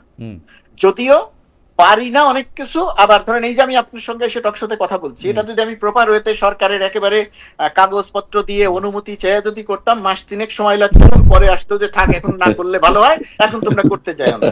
এখনো যদি কেউ চায় যে এই যে উনি সরকারি কর্মকর্তা হিসেবে খালেদের সাথে এই জায়গাতে এসে কথা বলতে পারেন কিনা, এটা নিয়েও প্রশ্ন তোলা যায়। আর আমি আসলে কোনো দলের বিরুদ্ধে সরাসরি ভাবে অবস্থান নেই নাই, আমি আকারে ইঙ্গিতে প্রতীকী অর্থে একটা স্ট্যাটাস দিয়েছিলাম।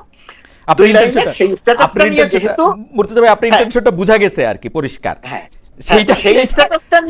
সেই স্ট্যাটাসটা নিয়ে কথা উঠেছিল, তখন আমি নিজে রিয়েলাইজ করেছি যে যেহেতু এটা মনে করে নেওয়া হচ্ছে যে সরাসরি ভাবে পক্ষ বিপক্ষ হয়ে গেল, এই কারণে আমার এটা থেকে সরে আসা দরকার। আমি সেখান থেকে সরে এসেছি এবং আমি মনে করেছি যে এটা আমার কাজটা ঠিক হয়নি, এটা আমি ভুল করেছি। আচ্ছা, আমরা দীপু ভাইয়ের কাছে, দীপু ভাইয়ের কথার প্রসঙ্গে একটু গিয়ে আমরা শেষ প্রসঙ্গে চলে আসবো, আপনাদেরকে আর আটকাই না।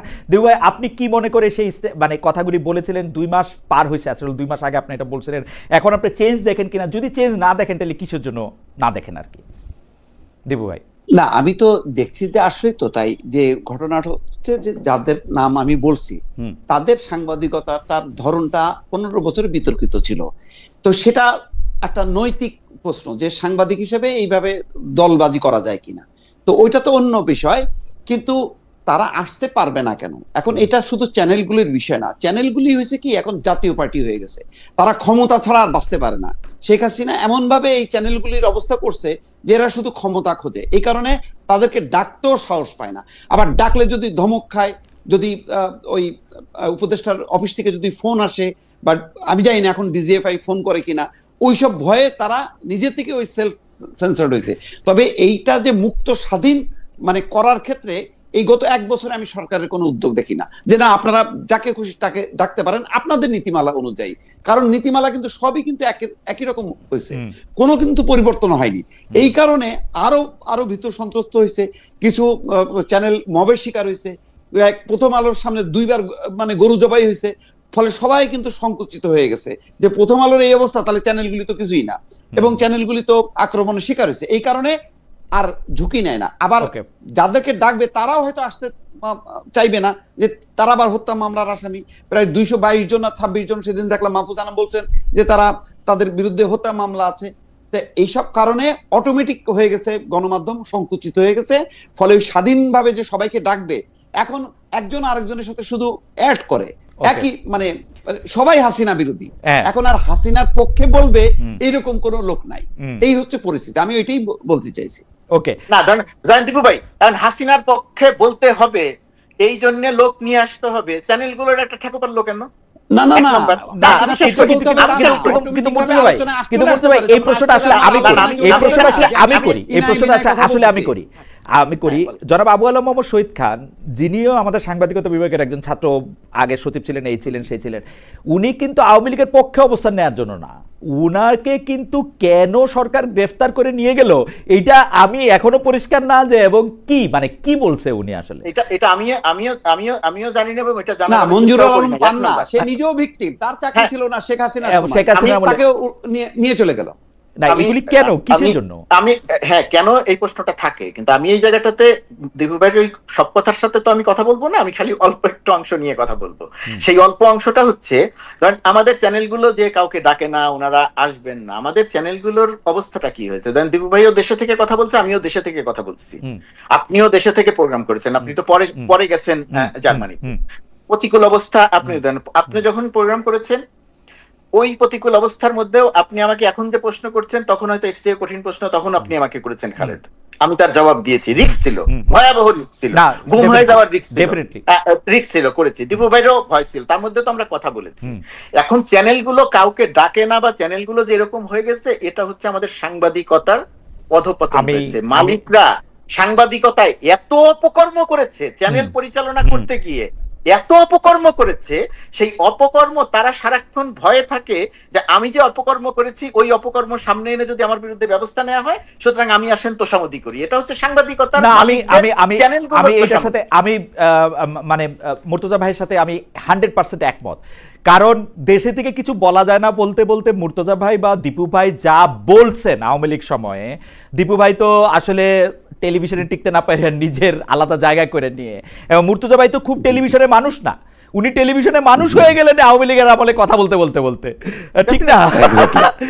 ঠিক না, উনি তো প্রিন্টের মানুষ, আপনি তো প্রিন্ট। হ্যাঁ মানে না, এটা একটা আমি বলবো যে এটা একটা হয়েছে। তবে মুর্তজা ভাই, আমরা যেটা আশা করি, মানে দীপু ভাইয়ের বক্তব্যের লেজ ধরে আমি বলতে চাই যে এই যে আবু আল্লাহ মোহাম্মদ শহীদ খানকে গ্রেফতার করা, এই মঞ্জুরুল হাসান পান্নাকে তুলে নিয়ে যাওয়া, এগুলির বিচার বা এগুলির ব্যাপার যদি আসলে দীপু ভাই ভয়েস রেজ করতেছে, কিন্তু এগুলি যদি আমরা কথা না বলি, তাহলে একটা পর্যায়ে কিন্তু মানে আমাদের আর কথা বলার জায়গাই থাকবে না। মানে এটা আমরা মনে হয় যে দীপু ভাই ডেফিনেটলি কথা বলতে হবে খালেদ, ডেফিনেটলি কথা বলতে হবে। আমি ওই যুক্তিতে বিশ্বাস করি, কেউ যদি মিথ্যা বলে সেটাও তার বলার অধিকার থাকতে হবে, কিন্তু আমার দায়িত্ব যে সে মিথ্যা বলছে এটা বলা। দীপু ভাই যদি আজকে একটা ভুল তথ্য দেন, তাহলে আমি দীপু ভাইয়ের সাথে এখন মারামারি করব না, ঝগড়া করব না, আমি দীপু ভাই ভুল তথ্য দিয়েছেন এই সময় যদি আওয়ামী লীগের কাউরে পাইতাম, তাহলে তো ক্ষোভটাও ঝাড়তে পারতাম, তর্ক বিতর্ক করতে আমার বলতেও পারি। আমার মনে হয় যে দীপু ভাই, আমরা যদি জনাব গোলাম মুর্তজা ভাইয়ের কথাটা আক্ষরিকভাবে নেই, যে উনি বলতেছেন যে আপনি এখন ডাকেন, ডাইকা দেখেন আপনার কি কনসিকুয়েন্স হয়, সেইটা তো চ্যানেলদের একটা দায়িত্ব আছে। সো সেইটাও এর ভাই আমি আবার মবের মধ্যে পড়বো, অসম্ভব। আমি নিজেও না ওটুক ঝুঁকি তো, ওইটুকু এই যে মবের মধ্যে পড়বো, ওইটা হচ্ছে দীপু ভাই কিছুটা না রে ভাই, পোলাপান যেই মবগুলি করতেছে। আমি আমার কথা বলি, আমি শেষ করি খালেদ। কিছুটা বাস্তবতা হয়তো থাকতে পারে, কিন্তু এটা অনেক বেশি হচ্ছে অজুহাত। সেই সাংবাদিক সবচেয়ে বেশি অজুহাত দেয় যে সবচেয়ে বেশি যোগ্য, যে ভাই খুব ভালো লিখেছিলাম, নিউজ এডিটর এই 3টা লাইন, সবচেয়ে ভালো 3টা লাইন কেটে দিয়েছে, আর বলেন না ভাই বাংলাদেশে সাংবাদিকতা করা যায় না, এই কারণে অনুসন্ধানী রিপোর্ট করি না। এগুলো হচ্ছে অক্ষমের আত্মপক্ষ। আমার মনে হয় যে এটা নিয়ে আমরা আরেকদিন কথা বলতে পারবো। আমি একটু দর্শকদের একটা প্রশ্নের জবাব দিই। আমার কাছে উনি প্রশ্ন করেছেন, রনি চৌধুরী উনার নাম, উনি বলেছেন খালেদ ভাই, why don't you bring them, we didn't see anyone in last 1 year। ভাই আমি আবারও বলি, আওয়ামী লীগের যারা নেতা আছেন, প্রধানতম নেতা আছেন, তাদেরকে আমি চেষ্টা করি আনার জন্য, কিন্তু আমি আওয়ামী লীগের যারা প্রথম সারির নেতা, ঘোষিত নেতা আছেন, তাদের সাথে যোগাযোগ করা পর্যন্ত তারা কেউ আমাদের এখানে এখন পর্যন্ত আসার জন্য রাজি হন নাই। কেউ শুধু টেলিফোনে কথা বলতে চান, টেলিফোনে কথা বলার লোক আমি নিব না। আমার ভিডিওতে যদি তারা কেউ আসেন, আমি তাদের অবশ্যই নিব। উনারা যদি সাধারণ সম্পাদক থেকে শুরু করে যুগ্ম সাধারণ সম্পাদক, অর্থাৎ নেতৃস্থানীয় কেউ হন, আমি তাদের আবারও বলতেছি, আমি তাদের স্বাগত জানাচ্ছি, এবং তারা আসতে পারে না। কেন আসতে চান না আমি তো জানি না কেন আসতে চান না। এখন ঘটনা হইতেছে যে ইন্টারেস্টিংলি, আমি যখন উনাদের আমলেও শো করতাম, উনারা আমার সেই শোতেও আসতে চান নাই। মানে খুবই জোর টোর করে তাদের আনা হইতো। উনারা আমাকে ভালোবাসেন না, এটা একটা কারণ হতে পারে। আর কি কারণ হতে পারে আমি জানি না।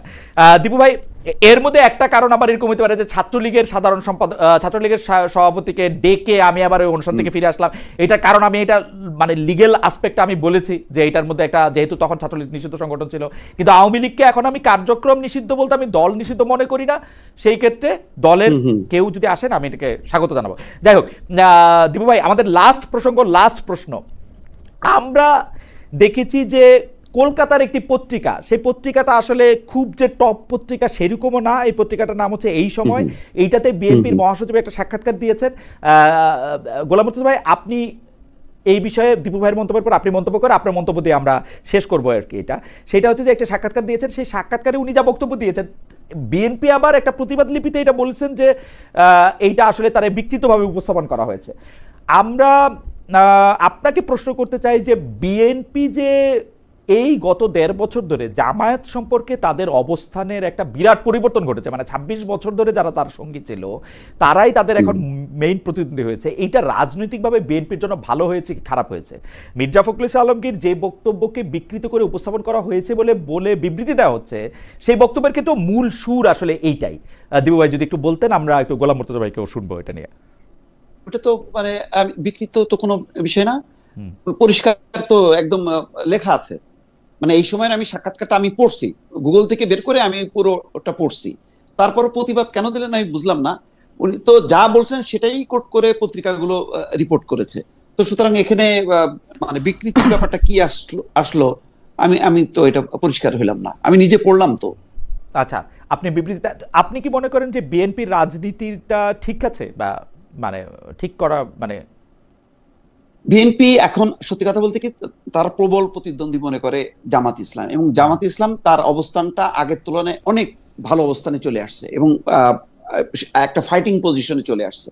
এবং সেই কারণে হয়তো একটা দেখবেন যে এখন বাংলাদেশে মানে বিএনপি এবং জামাত একদম মুখোমুখি অবস্থা, প্রায় প্রতিদিনই এক নেতা আর এক নেতার বিরুদ্ধে প্রতিনিয়ত বলে। কালকে বিএনপি নেতা বলছেন যে জামাত ইসলাম এবং ইসলামী আন্দোলনকে জাতীয় বেঈমান বলছে, এরকম প্রতিনিয়ত তারাও আবার পাল্টা বলছে। তো এই পাল্টাপাল্টি চলছে কেন? যেহেতু প্রতিদ্বন্দ্বিতার অবস্থায় তারা চলে আসছে এবং জামাতের নেতৃত্বে একটা ইসলামিক জোট হওয়ার সম্ভাবনা আছে। তো সেই কারণে পাল্টা হিসেবে আবার দেখা যাচ্ছে হেফাজতের সাথে তারা ঘনিষ্ঠতা বাড়াচ্ছে, যাতে এইভাবে শুধু ধর্মীয় আবরণটা না দিতে পারে, যাতে বেকায়দায় না পড়ে। ফলে বিএনপি মনে করেন আজকে 6 মাস আগে 8 মাস আগে যতটা মানে কমফোর্টেবল পজিশনে ছিল, এখন কিন্তু সেই পজিশনে নেই, এটা আমার ধারণা। বাস্তবে তো এখন আমি তার মানে প্রতিটা আসন ভিত্তিক আমার কাছে জরিপ নেই, কিন্তু আমি অনুভব করি মানে তাদের বক্তব্য বিবৃতি দিয়ে যে এত তো কাউন্ট করার কথা না, কিন্তু এখন কাউন্ট করছে বলেই কিন্তু এই কথাগুলি আসছে। এবং মির্জা ফখরুল ইসলাম আলমগীরের বক্তব্যের মধ্য দিয়েও কিন্তু পরিষ্কার সেই অভিব্যক্তিটা ফুটে উঠছে। আমার মনে হয় যে আমরা গোলাম মুর্তজা ভাইকে শুনি। সেলিনা পারভিন উনি কষ্ট করে অনেকগুলি একই মেসেজ পাঠিয়েছেন, আমি মেসেজটা একটু পড়ি। আমাদের মনে হয় তুমি ভয় পেয়েছিলে, তোমার বাবারা তোমাকে হুমকি দিয়েছিল, তুমি ভয় পেয়েছিলে। হ্যাঁ ভাই ঠিক বলছেন। জনাব গোলাম মুর্তজা আপনি যদি একটু বলেন। প্রথমত কথা, এই বিএনপি রাজনীতিটা নিয়ে বা জামাতের রাজনীতির ওই জায়গাটা, যেহেতু দুটি দল, তো সরকারি অবস্থানে থেকে আমি ওই জায়গাটা নিয়ে মন্তব্যটা করতে চাই না, যদিও আমার মন্তব্য আছে। কখনো আপনার সঙ্গে এবার নিউ ইয়র্কে আসি, আড্ডা দেওয়ার সুযোগ থাকলে আমরা হয়তো সেই আড্ডায় আলোচনা করব। আপাতত পাবলিক হওয়ার দরকার নাই, 1 নম্বর। 2 নম্বর হচ্ছে বিএনপি মহাসচিব মির্জা ফখরুল ইসলাম আলমগীর তো ব্যক্তিগতভাবে আমার বলি মানুষ হিসেবে উনি খুব শ্রদ্ধার একজন মানুষ, শ্রদ্ধার রাজনীতিবিদ, পরিশীলিত রাজনীতিবিদ। আমি একটু অবাক হয়েছি যে পত্রিকাটার কথা বললেন, সেই পত্রিকাটার সঙ্গে তিনি সাক্ষাৎকার দিতে যে রাজি হয়েছেন। অনেক ক্ষেত্রে ছোট পত্রিকায় সাক্ষাৎকার দেওয়া যায় ব্যক্তিগত সম্পর্ক বা নানা কারণে, কিন্তু ভারতের যে পত্রিকা এই সময় বলেন, আনন্দবাজার বলেন, বর্তমান বলেন, টাইমস অফ ইন্ডিয়া বলেন, হিন্দুস্তান টাইমস বলেন, গত 5 আগস্টের পরের থেকে তারা বাংলাদেশ বিষয়ে গুজব এবং মিথ্যা সংবাদ ছাড়া আর কিছু প্রকাশ করে না। বিএনপি কে নিয়ে একটিও ইতিবাচক সংবাদ বাদ দেন, সত্য সংবাদ প্রকাশ করে নাই। বিএনপি কে নিয়ে তারা হয়তো 50টা, এক একজন 50টা করে সংবাদ প্রকাশ করেছে গত 1 বছরে, এবং সেই 50টা সংবাদের 50টা তথ্য থাকলে 50টা তথ্যই ভুল, মিথ্যা। আমি মিথ্যা শব্দটা কম ব্যবহার করি, কিন্তু এই সাক্ষাৎকার যে বিকৃত করা হয়েছে কি হয় নাই, আমি ওই সাক্ষাৎকারের কিছু অংশ পড়েছি, কিন্তু কোনো অডিও বা ভিডিও শুনি নাই। অডিও বা ভিডিও আমরা শুনি, অডিও বা ভিডিও যদি শুনতে পারতাম তাহলে আমি সিদ্ধান্ত করতে পারতাম যে বিকৃত করে নাই। এবং ইন্ডিয়ান মিডিয়ার বা এই সময়ের যে গত 1 বছরের চরিত্র, সেই চরিত্র দিয়ে এটা ভাবার যথেষ্ট যৌক্তিক কারণ আছে যে তারা বিকৃত করেছে। আমার মনে হয় যে সেই কারণে আমি জি, এটাই আমার বক্তব্য। ওকে, আমরা দীপু ভাই আপনার দৃষ্টি আকর্ষণ করতেছি, কারণ একজন দর্শক কষ্ট করে একই মেসেজ অনেকবার পাঠাচ্ছেন, আমার কাছে এটা একটু লেজিটিমেট প্রশ্ন মনে হচ্ছে। সেটা হচ্ছে যে জনাব ওমর এফ ইমন ওনার নাম, উনি বলছেন যে হাসনাত আব্দুল্লাহ আজকেও টক শোতে আওয়ামী লীগের পক্ষে যারা সফট কর্নার যারা তৈরি করছে তাদের বিরুদ্ধে হুঁশিয়ারি দিয়েছেন, এ নিয়ে কি বলবেন দীপু ভাই? আওয়ামী লীগের পক্ষে যারা সফট কর্নার তৈরি করছেন, মানে জনাব হাসনাত আব্দুল্লাহরা মানে আওয়ামী লীগকে ক্ষমতায় রেখে তাদেরকে ক্ষমতা থেকে সরাই দেওয়ার পর একটা আওয়ামী লীগ ভীতিতে, আওয়ামী লীগ জুজুতে এরকম ভীত হয়েছেন কেন, এটাই আমি আসলে বুঝতে পারি না। মানে বলুক, অসুবিধা নাই। আগে বলছে যে মানে জামাত বিএনপির দোসর, এখন ফ্যাসিবাদের দোসর, বলুক। না, আপনার কাছে কি মনে হয়, আপনার কাছে কি মনে হয় যে মানে আওয়ামী লীগের পক্ষে যারা সফট কর্নার তৈরি করবে তাদের জন্য হুঁশিয়ারি দেওয়া, এটা কেন? মানে এটা বারবার মানে যে আওয়ামী লীগ নাই সেই আওয়ামী লীগের এটা আরেক ধরনের স্বৈরতন্ত্র প্রতিষ্ঠার একটা উদ্যোগ, যাতে ভিন্ন মত মানেই হচ্ছে ওই আওয়ামী লীগের সফট কর্নার। কোন কোন যুক্তি আসতে পারে না, মানে আমি যখন নাকি বিএনপির সমালোচনা করব, ইউনূস সরকারের সমালোচনা করব, জামাতের সমালোচনা করব, তার মানে কি আমি আওয়ামী লীগ হয়ে যাব? আওয়ামী লীগের সমালোচনা কি করছি সেটা আমার প্রোফাইলে যে সে চেক করুক, গত 2-2.5 বছর 3 বছর আমি কি করছি, কি বলছি। তো এখন তাই হবে। তো এখন বিএনপি আগামীতে যদি বিএনপি বা জামাত ক্ষমতায় আসে, তাদের সমালোচনা করা মানেই কি আমি আওয়ামী লীগ হয়ে যাব? তো এখন এই ধরনের, এখন সামনে নির্বাচন, তো এইটা বলে এক ধরনের আর এক ধরনের এই কথাগুলো উচ্চারণ করা মানে আর এক ধরনের ফ্যাসিজম তৈরি করা, যাতে আমি ভিন্ন মত আনতেই দেব না, কোনোভাবেই সমালোচনা সহ্য করব না। এটা ছাড়া আর কি বলবো? মুর্তজা ভাই, আপনি কি একটা লাইন বলবেন আওয়ামী লীগের প্রতি সফট কর্নারটা কি আসলে, বা এই সফট কর্নার করলে মানে এই সফট কর্নারের এত ভীতি কেন এই এনসিপির নেতৃবৃন্দের, বা কি সফট কর্নারটাই কি আসলে? দেখেন, আমি এটাকে ভীতিবন্য হিসেবে কোনো কিছু দেখি না। আওয়ামী লীগের পক্ষে সফট কর্নার বলতে কি বুঝিয়েছেন সেটা হাসনাত বলতে পারবেন, এটা আমি বলতে পারবো না। কিন্তু আমার এখানে বক্তব্যটা হচ্ছে, আওয়ামী লীগ যেহেতু দেশে গণহত্যা করে পালিয়েছে তার নেতারা, এই গণহত্যার হাসনাতটা যেহেতু সেই গণহত্যার শিকার, সেই কারণে তাদের ভেতরে একটা জিনিস থাকতে পারে যে আওয়ামী লীগের প্রতি কেউ সফট কর্নার তৈরি করলে তার বিষয়ে রাজনৈতিক জায়গা থেকে কথা বলে, এটাকে আমি অত বড় অপরাধ মনে করি না, 1 নম্বর। 2 নম্বর ব্যাপার হচ্ছে সরকারের সমালোচনা, ডক্টর ইউনূস সরকারের সমালোচনা। ধরেন ওই যে যারা লিখতেছেন যে গোলাম মুর্তজা কি করলেন, এইটা বলাটাকেও আমি অত বড় কোনো ইয়ে করি না। এটা করা যাবে, এইটা করার সঙ্গে কেউ যদি মনে করেন যে আমি দূতাবাস পুরোটা চালাই এবং মনে করে নিয়ে বললেন যে উনি কি করলেন, উনি যেহেতু আপনি সবচেয়ে বড় কর্মকর্তা, যেহেতু আপনি সবচেয়ে বড় কর্মকর্তা, আপনি একজন সিনিয়র সেক্রেটারির পদমর্যাদা, পরিচিতি হওয়াটা, পরিচিত হওয়া একটা ব্যাপার। না, ডেফিনেটলি আমার এখানে কোনো আপত্তি নাই। মানে আমি খালি বলছি যে সফট কর্নার তৈরি করা মানে গণহত্যার পক্ষে মতামত তৈরি করাটা যদি কারো উদ্দেশ্য হয়ে থাকে, সেইটার বিষয়ে আমারও আপত্তি থাকবে। ওকে, অন্য বিষয়ের মতো আপত্তি থাকবে, কিন্তু একদমই সরকারের সমালোচনা নিয়ে আমার কোনো আপত্তি নেই। একদমই কথা বলতে দেয়া যাবে না, একে চিহ্নিত করা হবে, এ সফট কর্নার করা হচ্ছে, তাদেরকে দেখে নেওয়া হবে। এটা দেখেন, এটা হাসনাত আব্দুল্লাহ একটা রাজনৈতিক দলের সদস্য, এটা একটা রাজনৈতিক বক্তৃতার মঞ্চে তিনি দাঁড়িয়ে কথা বলছেন। তিনি এটা সরকারের নীতি নির্ধারকের জায়গা থেকে কথা বলছেন না। ওকে, আওয়ামী লীগের বিষয়ে কথা বলার সরকারের নীতি নির্ধারকের জায়গা থেকে, সরকারের নীতি নির্ধারকের জায়গা থেকেও কথা আসলে খুব বেশি মানে আমলে নেওয়া যাবে না, কারণ ডক্টর ইউনূস সাহেব একবার এসে বলে গেছিলেন যে আওয়ামী লীগকে নিষিদ্ধ করা হবে না, তার কিছুদিন পরে আবার নিষিদ্ধ করছেন। মানে সরকারের নীতি নির্ধারকদের কথার উপরেও তো আমরা অনেক আস্থা রাখতে পারি না। যাই হোক, মুর্তজা ভাই আপনাকে অনেক অনেক অনেক ধন্যবাদ আপনার সময়ের জন্য। দীপু ভাই আপনাকেও অনেক ধন্যবাদ আপনার সময়ের জন্য। আপনাদের দুজনের সাথেই আমরা একসাথে কাজ করেছি, মানে কথা বলা আনন্দদায়ক, এবং দর্শকরাও অনেক অংশগ্রহণ করেছেন, আপনাদেরকে অনেক পছন্দ করেছেন। আপনাদের দুজনকে অনেক অনেক অনেক